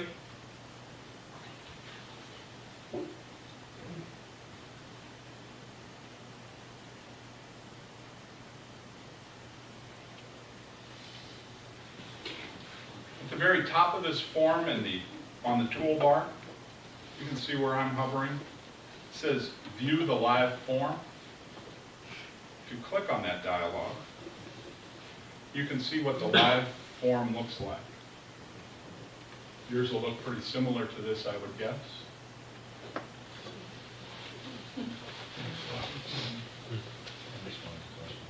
Success, no success? Can I have an amen? Now, what was the back sign? Was what type of question? What type of the back sign? What type of question was that? Choose from the list? Checkbox. Checkbox, thank you, yes. So you have to click right here to get the options. Now, I'm viewing this form, but let's envision for a minute that I'm not happy with the way it looks. I can always come back up here and edit this form again. I assume I'm the only one who can edit the form, right? That's correct. You understand. Yeah. So here's what I want to do. I want you to be able to take the result, or take this poll, take this survey, fill out this form, take this quiz. In order to do that, I have to provide you access to what I've just created. You'll remember I copied that hyperlink, right?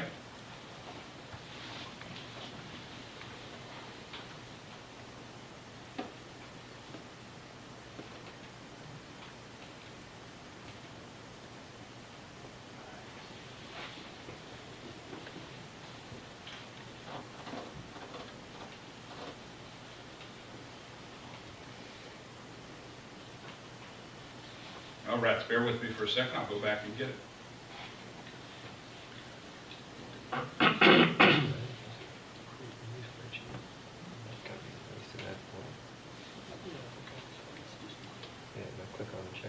Well, you can share it on your Twitter page. You can share it anywhere that's got a opportunity for kids to click or access. So you'll see this hyperlink. This is kind of obnoxious, isn't it? That's a long one. If I were to ask you to take this survey right now, I think it would be unreasonable to expect somebody to type in this hyperlink. So I had a solution for that. So we're going to kind of step away from Google Forms for a second. What I'm going to ask you to do on your computer is open up another browser window go to Google and type in the word bit.ly, B-I-T-L-Y. Anybody familiar with this site? Yes. And then click on the first choice there, bit.ly or bitmarks. What this site will allow you to do is take a very long hyperlink like the one we just saw and shorten it to a manageable one. So all we have to do is paste that link and then shorten it up. And you can see right here, this is the hyperlink now that will get me to the form I just created. So we'll copy that. Too fast? I'll go back. Bear with me just 1 second. We'll go back and repeat the process. Great. Google uses that on Google Maps automatically, they shorten it.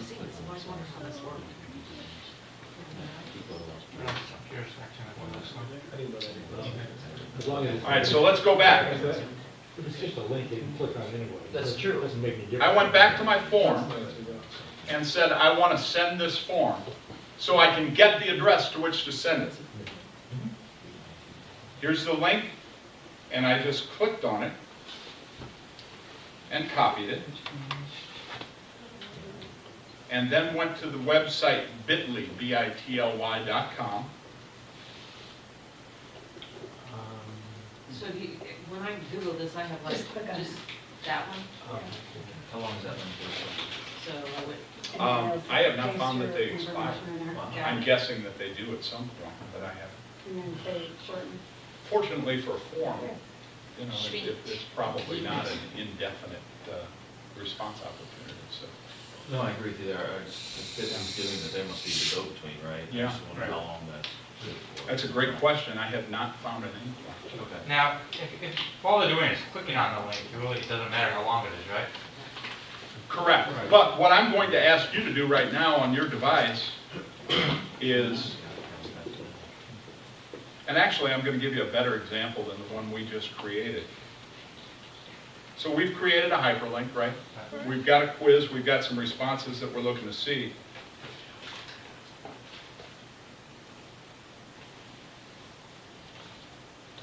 What I would like you to do is either on your computer, in your internet browser, or better yet, if you're feeling kind of gutsy, use your phone. That's kind of hard to read. I And- can't Is it? read it. Yeah. Oh, Can you it's highlight it? blue. Just Yes. highlight the text or something. Whoops. Sorry about that.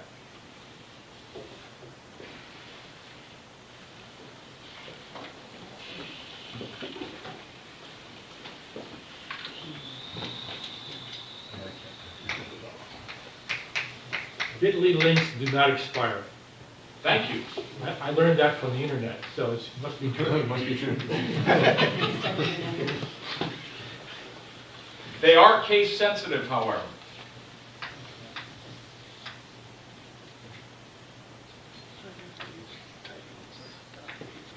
There's Is that a space forward, between the forward Y slash? and the- or what is? Is that a 1 or an L? bit.ly. Did you create it? Should use forward slash. No? It's not like somebody can- Is that RIP or RLP? RIP, rest in peace. And there's the space between the U and R. No, There should be a forward slash after the Y, I think. thank you. Golly.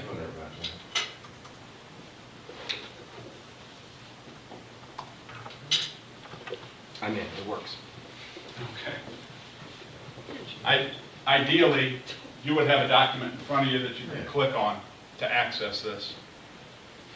So that's http://bit.ly/13 URIPU.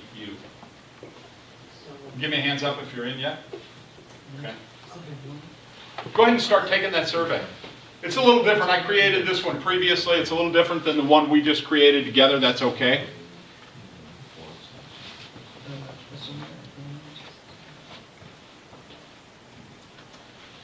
I missed the very last thing you just said. If you're to that survey, go ahead and take it. Okay. It's a little different than the one we just created.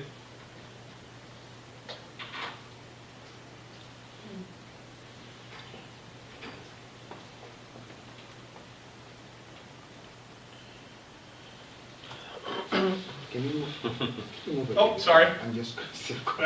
Is that RIPE or RLUP? RIP. Oh.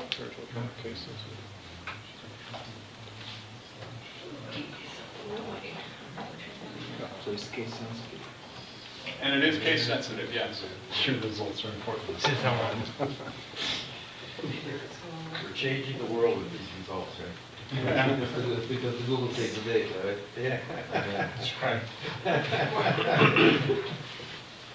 That's actually why I'm absolutely not scared of anyone taking the data, because the number of it is going to be skewed anyway. Have you seen that Outlook has started advertising about how evil Google is? Did anyone see those commercials? Google? What? Google. Yeah, Google.com, whatever. Can I help anybody? Google, so Outlook Express, Microsoft has started advertising about how evil Google is and how they use your results in order to sell you ads and stuff. And so they created a web page called Google. Yes.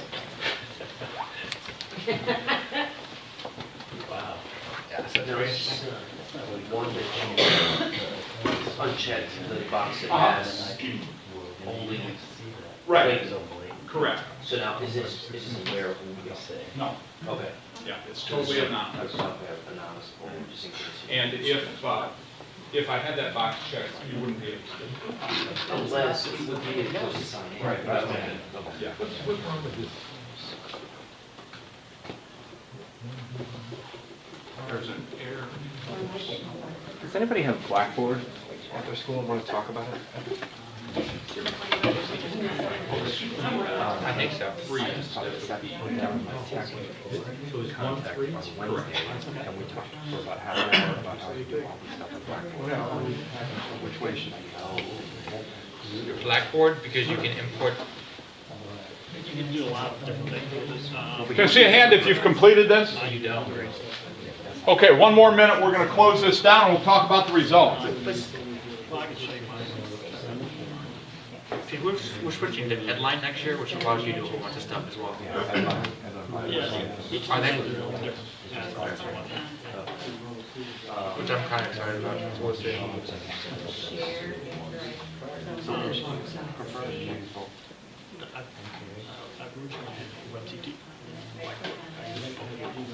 Once you're finished, close out of that survey and go back to your Google Drive.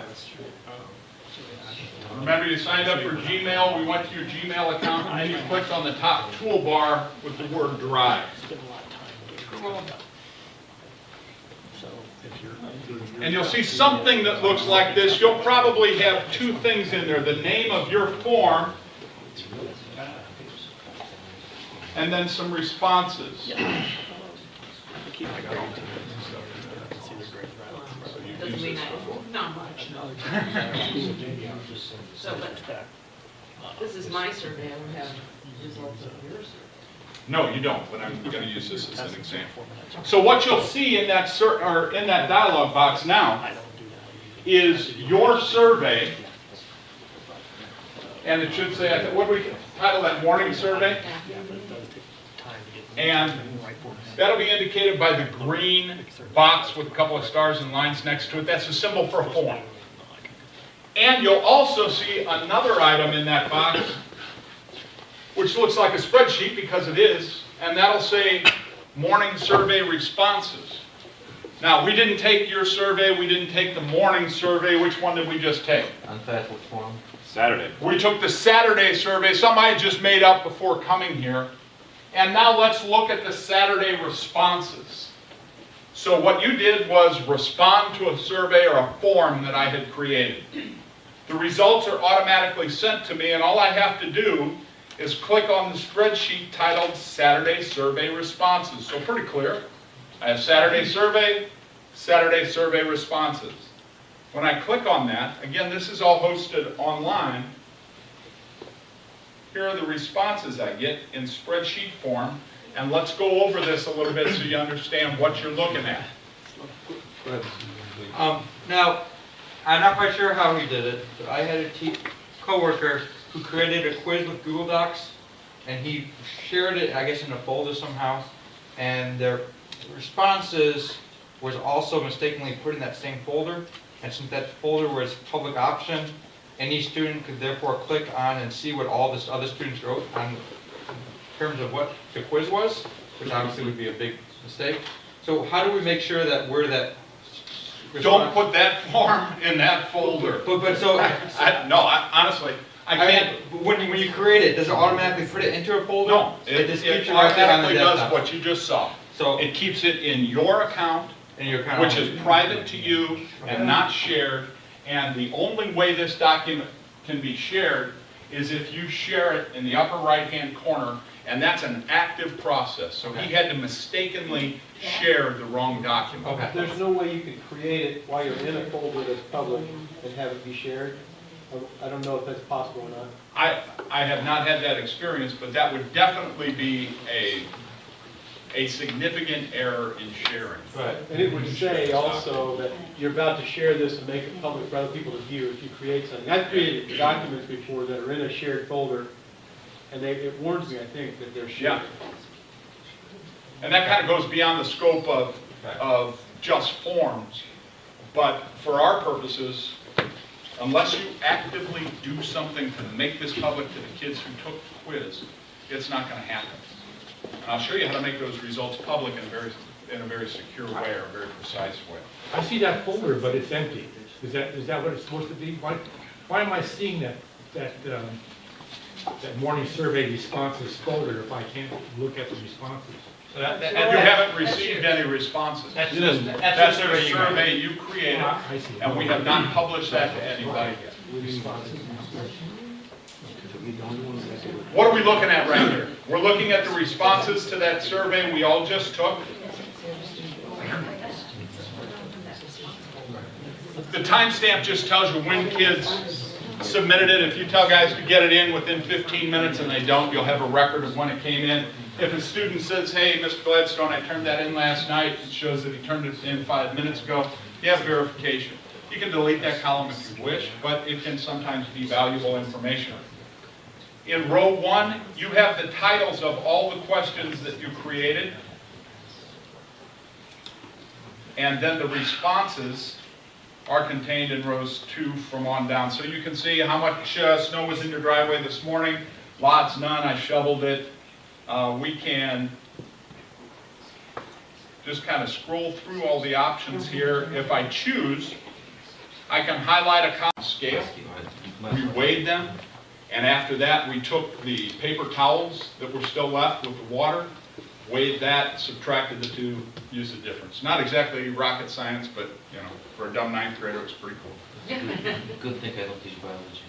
So, you get the MO here. We're controlling everything but water. We're going to try and find out if the water has an impact on the growth rate of the life cycle of a tadpole.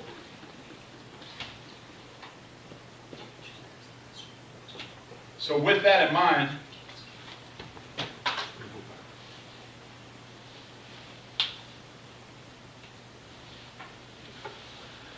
I developed a form for our students to use in class. And this is going to be a 10-week project. As a teacher, I'm going to gather data once a week. So that's a pain.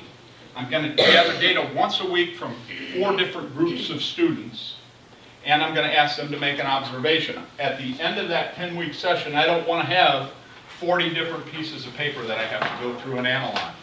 This solves that problem for me, and here's an example of how. As a group of students, we do our first data measurements in week 1.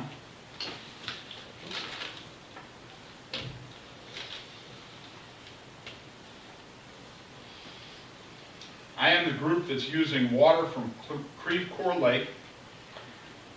The weight of my tadpole cluster at the end of week 1 is 15 grams. And I submit that data.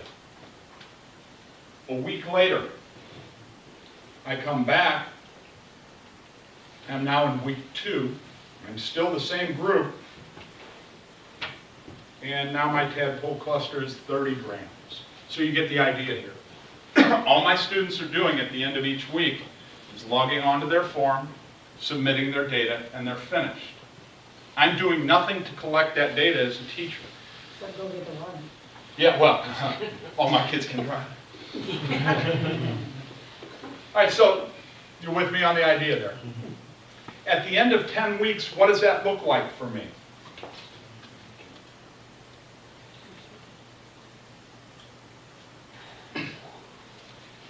I was using the tadpole growth rate form to collect the data in my class. The kids could fill that data out anywhere, by the way, couldn't they? They wouldn't just have to do it in my class, they could do it in their car on their phone, if they remembered. Yeah. To get the water. What's that called? So along with each form we create, we get a response sheet. The response sheet I have here, I filled out with made-up data. There's nothing valid or legitimate about this. I just made stuff up. But what you can see here is we have the group at Creve Coeur Lake and their 10-week measurements. Crystal Springs, Mountain Water, Forest Park, Grand Basin, and Gravois Creek somewhere in South County. So there's the data. This data is kind of meaningless right now, but it is in a spreadsheet, isn't it? So if we choose, like any spreadsheet, I did not just read that. No, you're off to the right. Thank you. Scroll a little.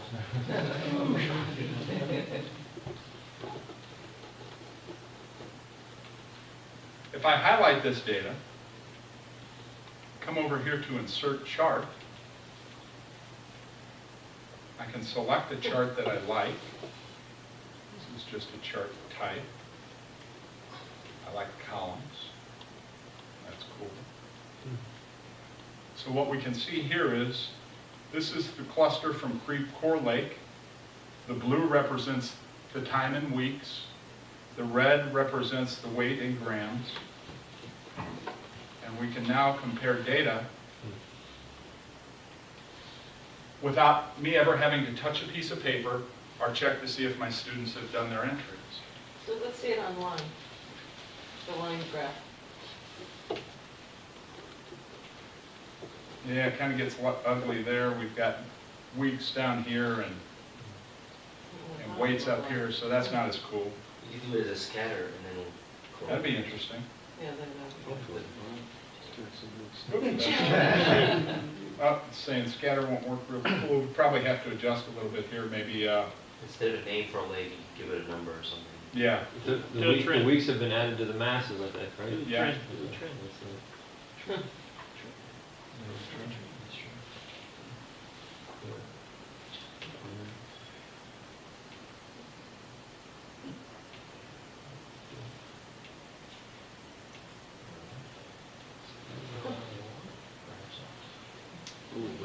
You see this bubble graph, has anybody watched any of the TED Talks where they use the motion graphs with expanding bubbles? And really, I think Wolfram Alpha was one of the contributors to that technology, and it's really vibrant. Google has a motion graph component to their spreadsheets that gives you a little bit of look of that. So you can see, for example, population changes over 100 years, where a bubble might start out like this, get bigger, smaller. It's really alive and vibrant. Google Spreadsheets has that graphing component. A little bit of a jump off the rails there, but it's pretty cool. So what's the point of this? The point of this is we can use Google Forms to gather data from students, gather personal data, gather contextual data. We can also use it as an experimental tool to supply us the information we need to reach conclusions. It's really easy for our students then to look at this and say, wow, our tadpoles won. We did it. We cheated, we got them food on the slot. This becomes vibrant information, and those graphs can change if we continue to grow the tadpoles over 15 weeks instead of 10, kids can just go back into that link, add to their data, and that data will be reflected here. All I have to do is go back in and refresh the spreadsheet, the graph refreshes itself, and we're good to go. That, to me, is a pretty valuable tool for the classroom environment.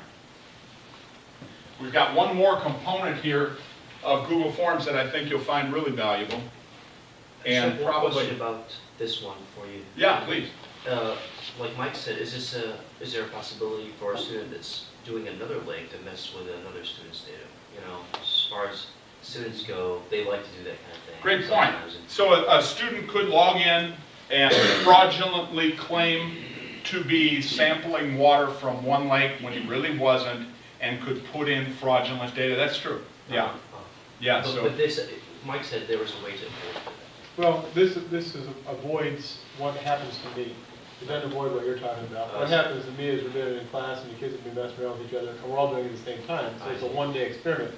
So we got a spreadsheet and they say, hi Tim, you know, as part of the spreadsheet, things like that. So this would avoid that. You know what, I just did think of a solution. The way we designed our form, that opportunity for fraud would exist. But if you recall at the very beginning of the conversation, because we were using a Clayton domain, I had a checkbox that said you have to sign in.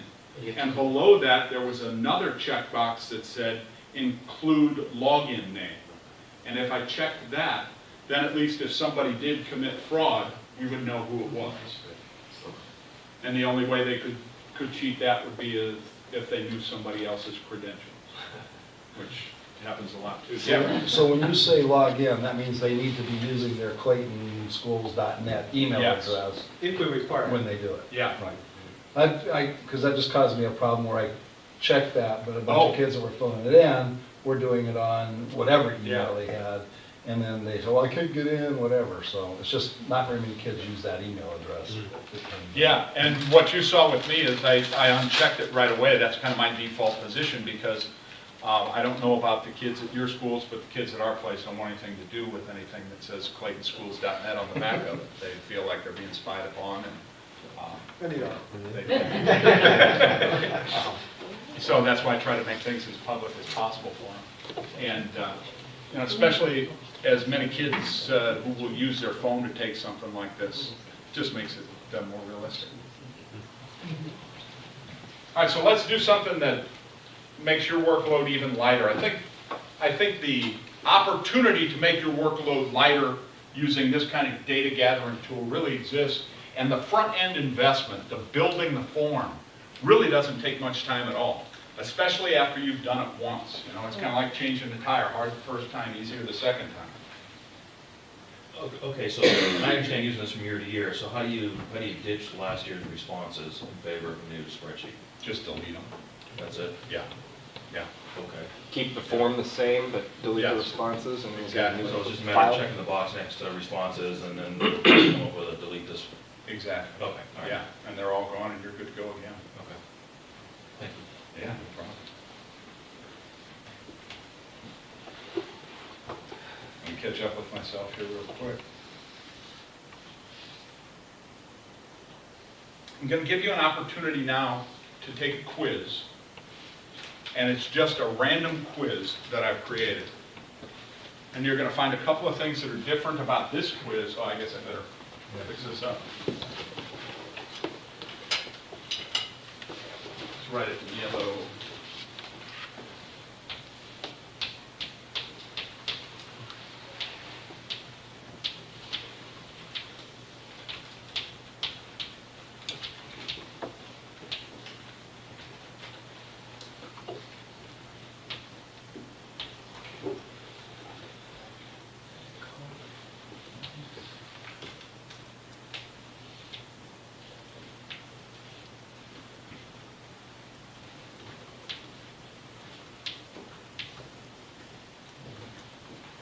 So you can navigate to that quiz, use your phone, use your computer. You don't have permission to enter the things? The same here. Everybody's getting a permission to access? Yeah. Oh, you know what? I'll bet just as we were talking about, what have I probably done in this situation? I've probably checked that, yeah. It's okay, I know somebody's password. And if you look right here in this, I think this is called the Saturday Wake Up Assessment. I required that login, so what can I do? Is the form invalid? Is everything screwed up? No, I don't think so. I think I can just do this and say okay. Gotcha. I'm going to send the form. Now, what? I'm in already. No, yeah, I just quick refresh. It got in? Great. That was cool and that was easy, huh? Oh, geez, I don't know. Yeah, well, and I asked some really ridiculous questions so we can get a different population of answers and just kind of look at how valuable this is. I'm gonna put in Bell. All right, I'm writing Swell's name on it. No, I I look really bad. Okay. Here's the key though, give an email address that you can access right here because that's how you're going to get your grade. So use an email address that you can access right here.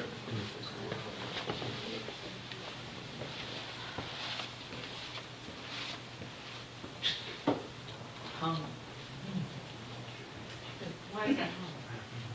All right, I need you to touch my computer again. I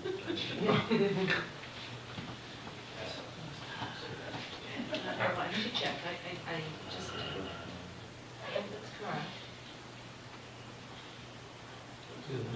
Hang on.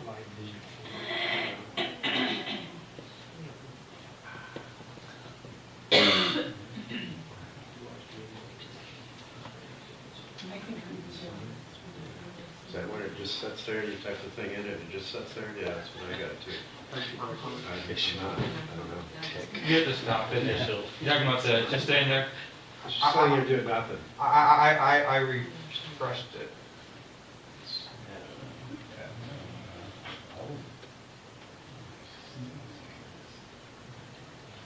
Okay, I chose WD, ABC, A, B, C, D. So go ahead and close this. Okay.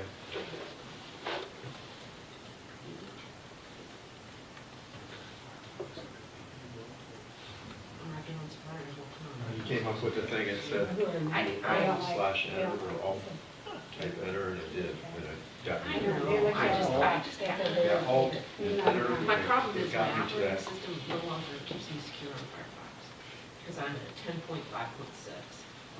And I need to be at 10.6, but they won't pay for that site license. How many people have finished? We lost. I just started writing this, so I can't think, because I had no idea. I did D on everyone. Yeah. And I'm gonna see if I can get it right, random. Oh, I know, I got the first couple. We'll see if you created a really good quiz.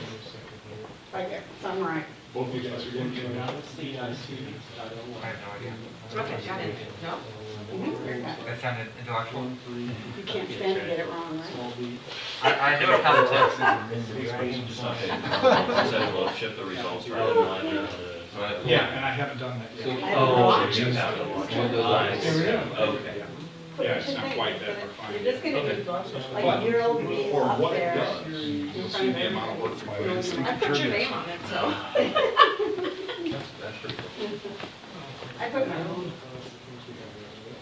Now, ideally, I would have shared this form with everybody in the room, and you would simply have a link to click on. You wouldn't have to type this address in. Why haven't I shared the form with you? Because I didn't know your email addresses prior to coming in. I could have created a document you could access or put it on a website, something of that nature. But this gives you an idea of the trials and tribulations. So the ideal method would be share this document with your student. Oh, It has a red star. Making a Google form on your website. And again, would a student have to have their school Here, email go in and address? write your No, name and stuff. we could send it to So you Gmail, know that Yahoo, students know how to AT&T. get to your website or whatever. You do all kinds of cool. Can we move on and show you how to grade this? Yeah. Okay.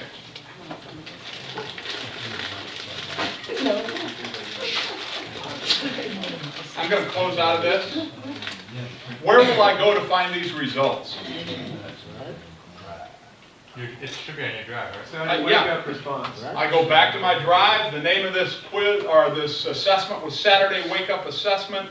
So this will be Saturday Wake Up Assessment responses. And as you can see, we've got a whole swarm of them right here.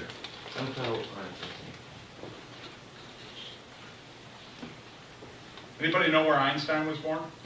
Home, Germany. Oh, yeah. News to me. That is home?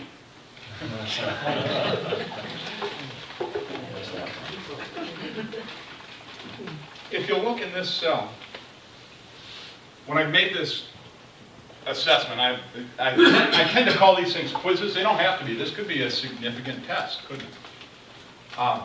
When I made this assessment last night, I took the assessment before anybody else. And the reason I took that assessment first was to establish the correct answers. And what you're going to see now when we begin to grade this is the spreadsheet will look for the response that dictates the correct answers. I like to do that first, so the very first row in my spreadsheet is the one with the correct answers. And we're going to talk about how to do that right now. So we're in our responses. This is nothing more than a spreadsheet. You could go down manually and grade all these and write it all down and give a piece of paper to each of your kids if you wanted. The other option is to grade it automatically, and to do that, I'm going to click on Insert and then Script, because the tool that will grade this for us is a script, a JavaScript that will run on the spreadsheet and kick all this information out in a heartbeat. So we're going to go Insert Script. I'm going to click on that now. And Google opens up a whole swarm of scripts that have been created by random people with nothing to do but cool stuff. And we're going to type in the word Flubaroo, F-L-U-B-A-R-O-O. I like the way it's going two-way. Yeah. So you have to know the script you're looking for. And in this case, it's Flubaroo. It's really fun. Well, you know what? That's what I thought too until I watched the demo.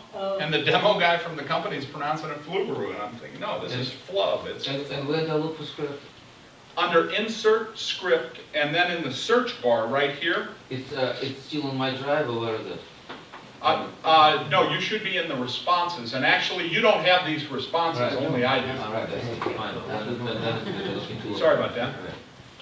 So now all I'm going to do is install this script. It takes a moment to run. It'll ask me if I want to go ahead and do it.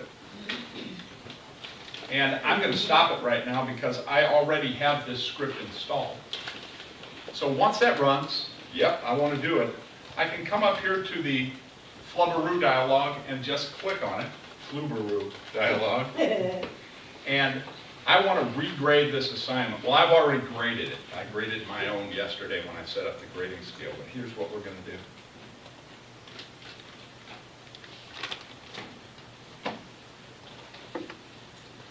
It's going to ask me a couple of things. First of all, you know I required your name and your email address, right? That's question 1 and 2 right here. And those were required, and it identifies student information. I've assigned a 1-point value to each of our questions. I could change that and assign a multi-point value, or I could skip grading it if it was for non-graded information.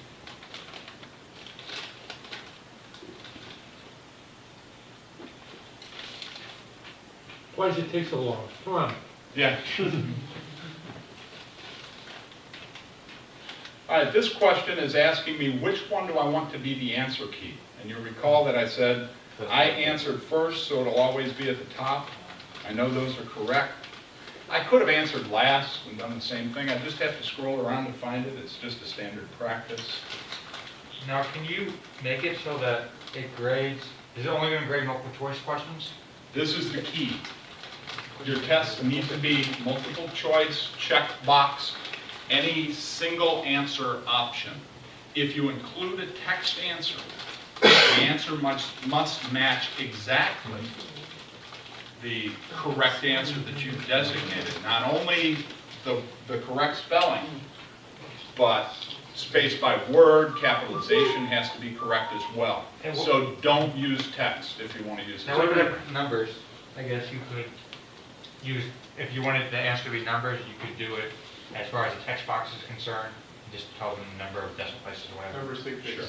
You could, The key there you could is- grade part of it, and then have the text still in the Sure. spreadsheet opinion. So you can set up your answer sheet just to grade certain questions, and then read the essay part like you do on a normal test anyway, if you're doing it by hand. But they'd But all be realize right if there. the word yes, They'd all be right there. if the kid hit a space and then typed yes, it would be marked incorrect.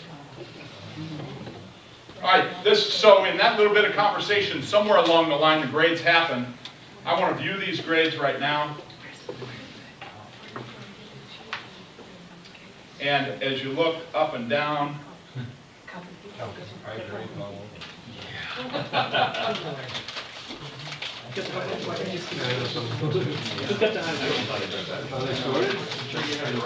Well, most of us won.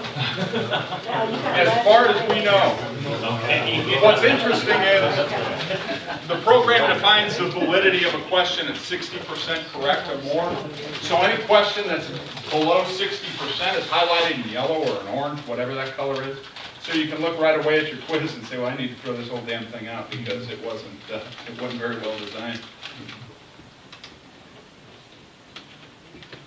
So you get the idea there. The potential of this thing. Now, we're not finished yet, because I graded this. This is great for me. I can go down and score. Wait a minute, Gene, you only got 66%. It was a terrible test. I had to get some wrong on purpose. Well, it's not a test, right? I know, I should have been able to get 50. Now, He got a round also. where'd let's go back. Actually, see where it says Homer right here? I did it 2 times, and if you'll notice, this is me on Gmail as opposed to ClaytonSchools.net. And in order to do a grade, like I said, I had run a grade last night to make sure it works. So I set up the test as Gene Gladstone, ClaytonSchools.net. I took the test as Homer from GeneGladstone@gmail.com, if that makes any sense. You'll notice it does not show the answer key here. It only shows the first response, Homer. Notice how I But got you only got notice how I got a 66. 6. Notice how I got a 6. Nobody on there got 100. How could that be if you're the key? No, he took it twice. Oh, that's a nice key part. That was his, I'm going to be a student part. Oh. So you see, you've got all the information now. And that grading process seemed like it may have taken a minute, but there's more to this than that. So if we come back up to Flubaroo, we can email the grades and view a report. So the first thing I'm going to do is view a report. And there you get the histogram of the grades. Okay, that's pretty cool. Average score, 4.08, 23 submissions. We're not going to count this class. But the most important feature here is emailing the grades. And this is what's just amazing. So we're going to use the email address of each of our students. I want to include a list of the questions and the scores. I also want to include the answer key and a message. You can also send out your group email if you have your group email. Yeah. And continue. If you send the grades, does that send everybody's grade, every kid? It should send your grade to you, and that's it. It does not send to every, now, watch it make me a liar. Like a quiz about the syllabus. First and foremost, If you refresh your email, you should see that score with your answers and all the correct answers, and it should just be you. I have not had an experience where I've sent it to more than one. Isn't that just a great feature, though? I mean, you've got it right there as a kid. You know, before you get out of class, what the grade on that quiz or test was. Or as a teacher, instantly done before I go home. I would be hesitant to send it that day because somebody's going to be absent and want to take Sure. the quiz. Yeah, great point. Yeah. Although, you know what's really cool about the quiz You just brought up a great point. I hadn't thought about this before, but let's take a look at this. Don't send the information home to these guys because the quiz might be different. Okay, we can change it up a little bit. This isn't a perfect solution. But if I choose to edit this form, I can drag this question up to here, and all of a sudden I've changed the order of the quiz without having to do anything. So you can change it up a little bit. If they're sharing the questions and not the responses, it's a moot point. But you sent the questions on the key. Yeah. Maybe. But he doesn't have to. He can just send a grade. Yeah, so a great point. Don't do that. Maybe we could send the quizzes back 2 days before a test. Everybody gets all the quizzes back. Then they're in one place. Yeah. Handy. Great strategy. But this, for me and for the teachers in our school, you've heard Mike talk about it a little bit. For the teachers in our school who use it, this has become just de facto. And this is how I do it. The Scantron use, the Scantron is housed in a room next to my office. The Scantron use has dropped way off because this replaces that. And you still, the only thing you have to do at this point is enter the data in your school management program if your school uses an online grading system. Now, when are they taking this test? When they take it, is this, you have to do it in class so that everybody's there and doing it, right? So You they can't control use it. a book. So yeah, if you want it to be a real graded assessment, then you would want it to happen in class. You make it available, kids can't alter their answers after it's submitted, and you can even close it out at the end of the class period. Or if it's a take-home quiz, you can leave it open all day long. It's like any take-home quiz, somebody else can do it for them. But if you require that login, you really have a little bit more. Once they log in under the other person, Outside of cutting and pasting each question from an existing test, can you import a Word No, document? That's one of the nasty flaws in this thing. It would be so cool, and as I get on the user forums, that's a big request, and I've got to believe that's coming down the road to import from a Word doc, but it's not available yet. Yeah. There's a site called Schoology.com Oh, yeah. that I use, and you can export, I think, into, if you got a test creator or whatever, that will export into, I think it's Blackboard 7.0 or something. You can import that that quiz into Schoology, and then they can take that assessment, and it does all the basically similar things that this does too. Schoology is an awesome tool, and actually that was one of the things Mike and I had talked about. We considered presenting Schoology here as well. It's a free classroom management system, and that's for another day. But and you can customize it so that only your students have access to that class. You can set up per class sort of thing, and so that they only have access to it, and so the whole world doesn't see it. How do you close down the quiz again? Just so that you don't have access? Sorry, I'm sure you went over this. no, I don't know that I did. So let's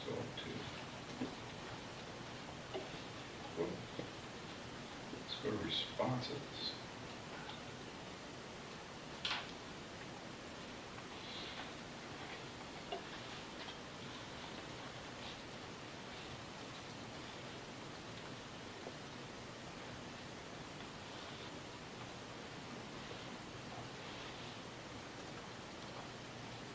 There we go, under view responses.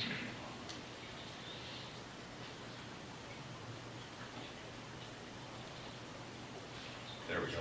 Under responses, we should be able to delete all responses. No, change response, unlink. Here we go, where it says accepting responses, if I uncheck that, then it's defaulted. We're no longer accepting responses. I see, so once you collected it, you can... Yeah, and again, that was under responses, and then you control what you do with them at that point. Can you build something in that it will quit accepting responses at a certain time? You know, Rex, I haven't seen that time component on it. Always wanting more. My experience. I want graphics. Well, and you know what? I haven't tried, there was a question earlier about putting a picture in this. I haven't tried to cut and paste the picture in there. I'm guessing no. I haven't tried that out.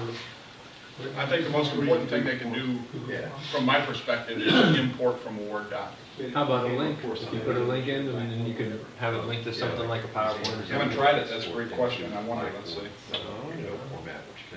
So while the kids taking the test, they can just have two tabs open or somewhere else. Software for that?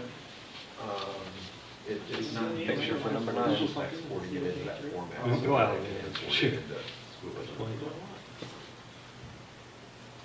Well, Sounds like we need to have a day on school, that day. Yeah. So here's what I hope you will have gotten out of this today. We've got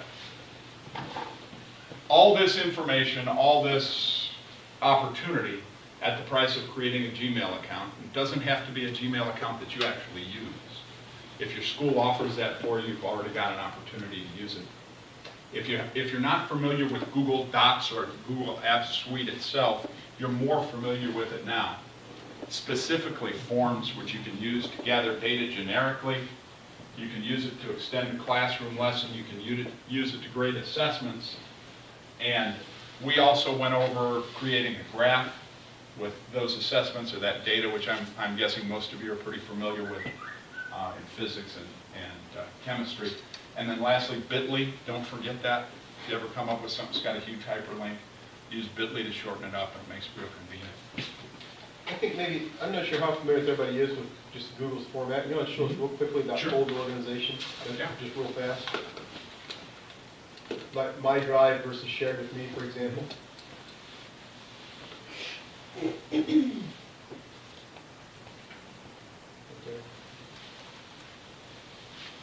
So what you'll notice here is I have a few folders on the left-hand side of my screen, but not many. I used to be a very meticulous folder person when we used Microsoft Outlook as an email organizing system, and that's kind of become less important to me because Google offers such crazy search features that it's faster for me to navigate to a document through the search window than it is to navigate through a folder structure. So you'll see I have a ton of documents in what you might consider an inbox, or in this case it's just the documents that I've created. So these are all documents you can see right here. I have the morning survey that we just created. I have the stuff that we've used today. You can scroll down and go all the way down to stuff that was back in December. I also have another component here called those items that have been shared with me. So these are things that other colleagues or students have shared that I didn't create, that don't belong to me, but that I still have access to and that I can contribute to. So you can see here lots of people have shared documents, spreadsheets, presentations, and these are all things that I can access that someone else has created and that I can collaborate with. So for example,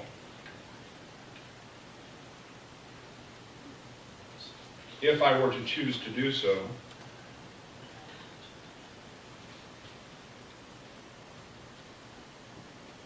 all I would have to do is close this document out, and that comment would be stored and available for everybody else with whom the document is shared to see. It's just a normal atmospheric pressure. We just do it in for fun. Of course, it's all kind of fun. So what I just sent you was an invitation to a site that we use sometimes. Craig Zucker at Clayton introduced me to it, and this is a totally public pad that you can all write on at the same time. And so if you open that pad, accept that invitation, click on that, click on the pad, I thought it might, instead of going around in a circle and introduce ourselves, I thought it might be nice to say, write down your name, what your school is, and where you, and what you teach. I guess that's enough. So your name and your school and what you teach. And then you can see how this works. Okay, Mike, I gave you the wrong email. Except we're sitting on top of each other.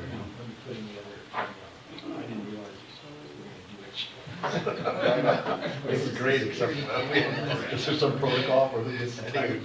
I claim line 7. Everybody typing together, like a jumbled letter.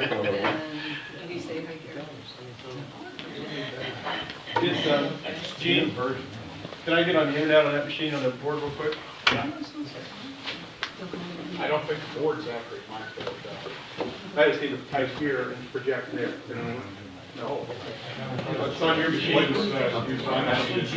Project question. I forgot to bring my projector. We can switch what this is displaying. That's right. I just hope you can just close up on So how's life, Clayton, treating you? Hey, Mike, when you have a chance, I gave you the wrong email address. When is Teams?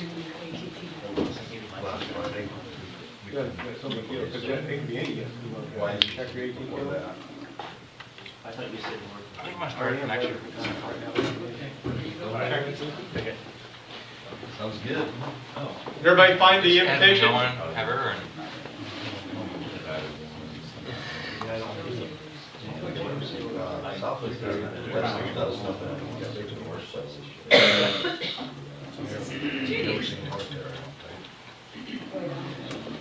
Did you say yes?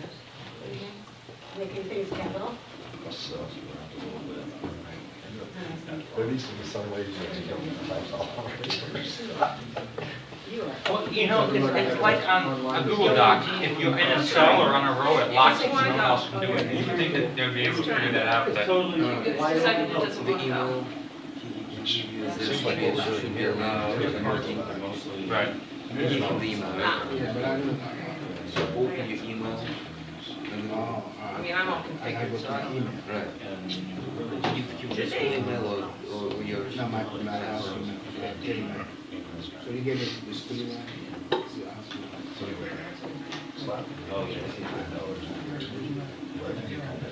Open invitation to come.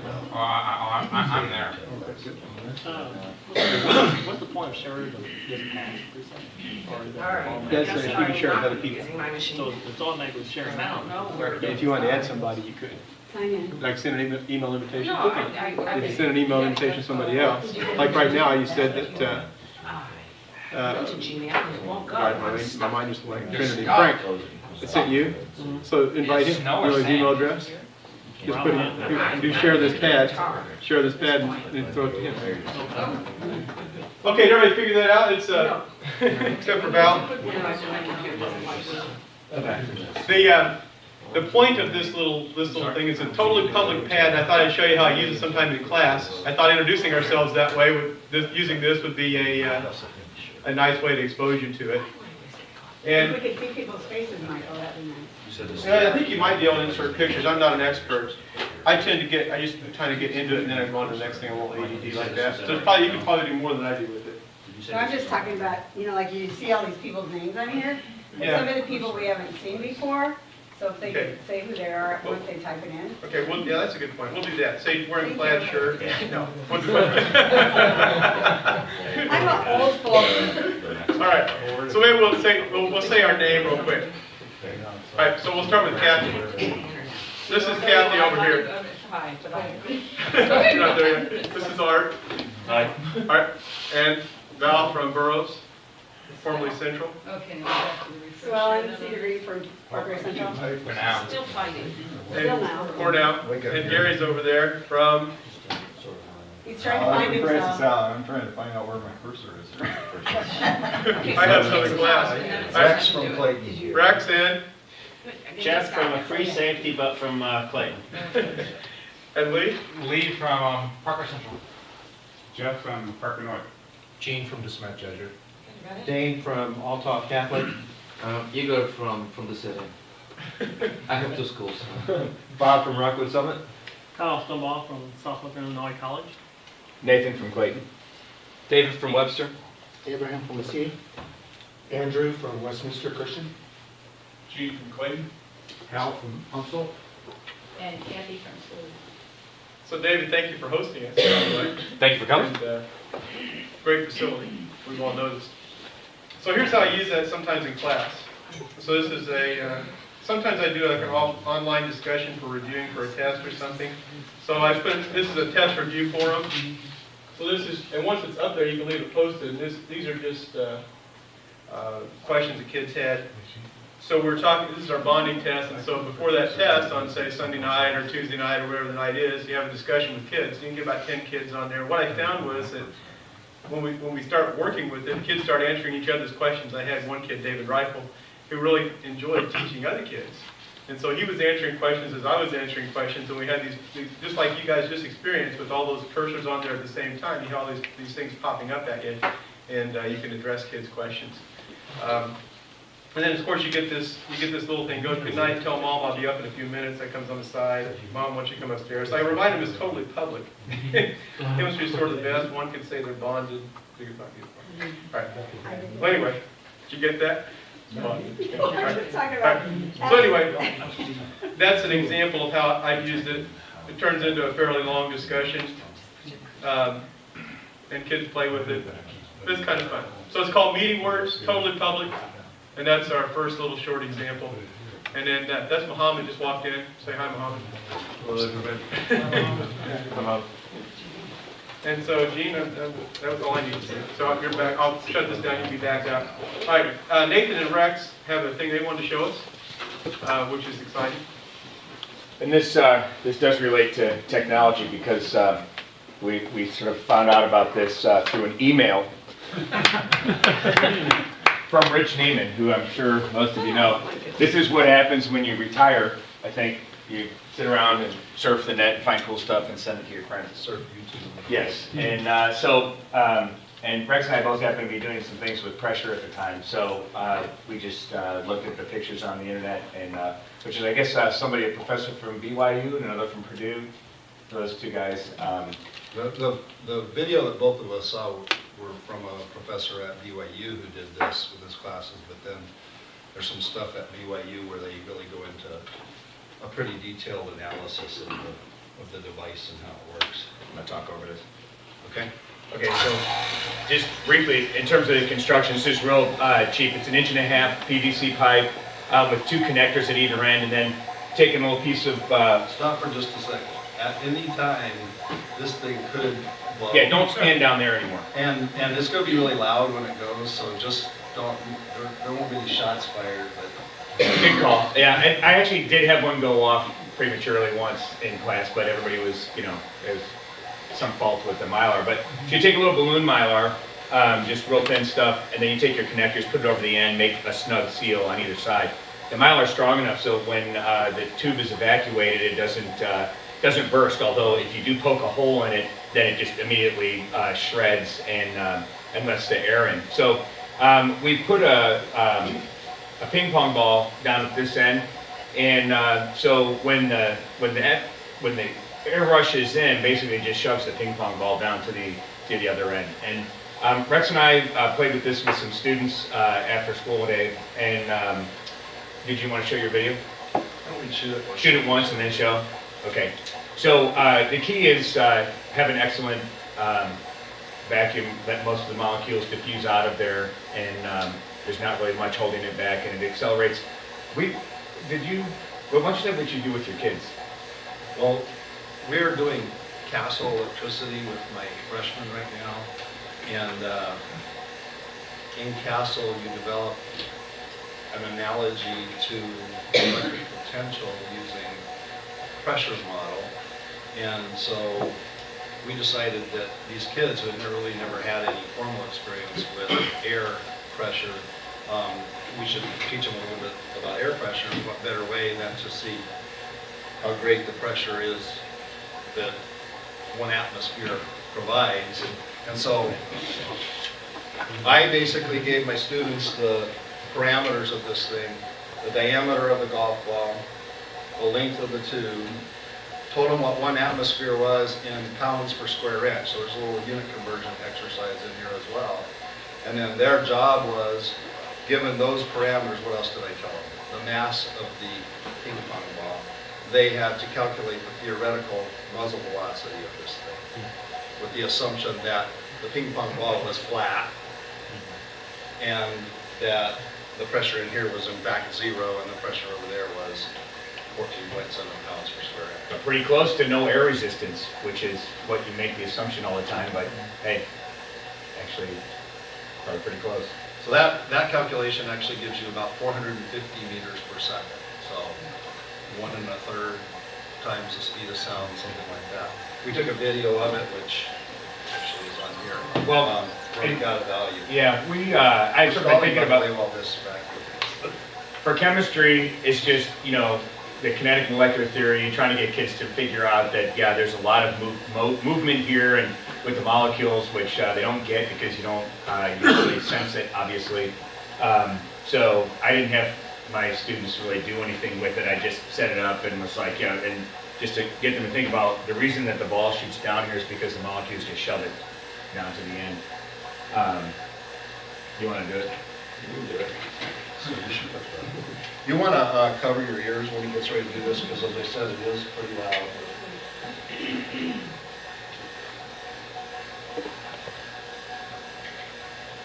Okay, 3, 2, 1.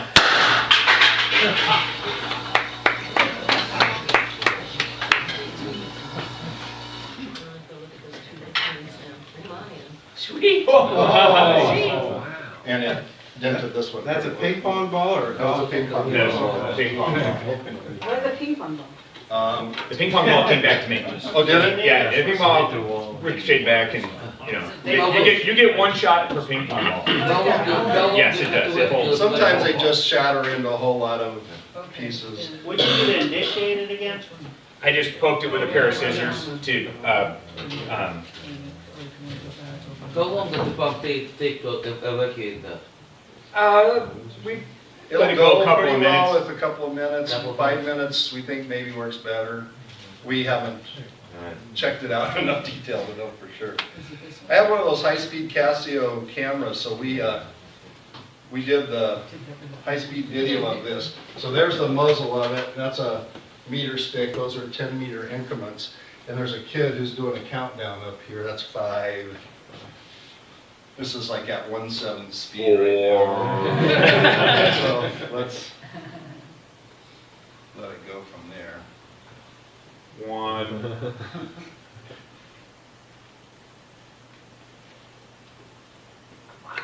Okay, so if we go back a few frames. Rex, do you have any special lights on that? No, it's just the room lights. Fluorescent? You see flickering? the Pieces of mylar flying Yeah, out just there. the normal.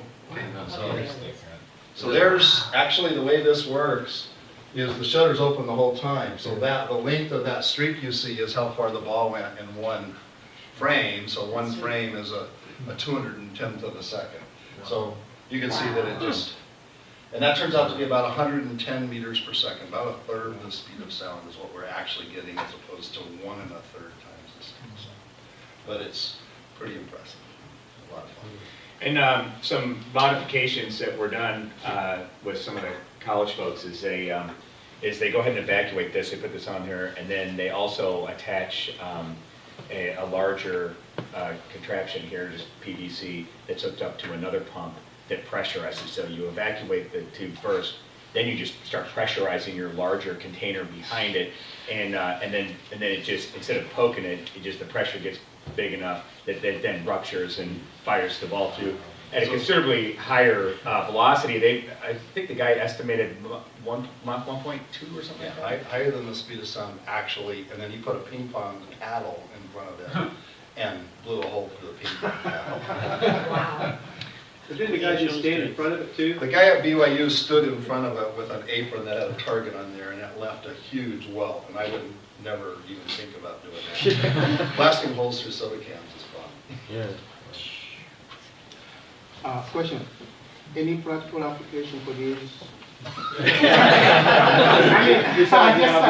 Well, if you evacuate it, you can move with it. I mean, you just evacuate the whole thing, and then you got a little to launch ping pong ball fires. No. It was a fun way to introduce pressure, and that's It's really a what variation I on the crush the can experiment. Yeah. There's, back in 2001, there was a book that was actually recommended in my health blog called Vacuum Bazookas, Electric Rainbow Jelly, and 27 Other Projects. It was written by a guy named Neil Downey.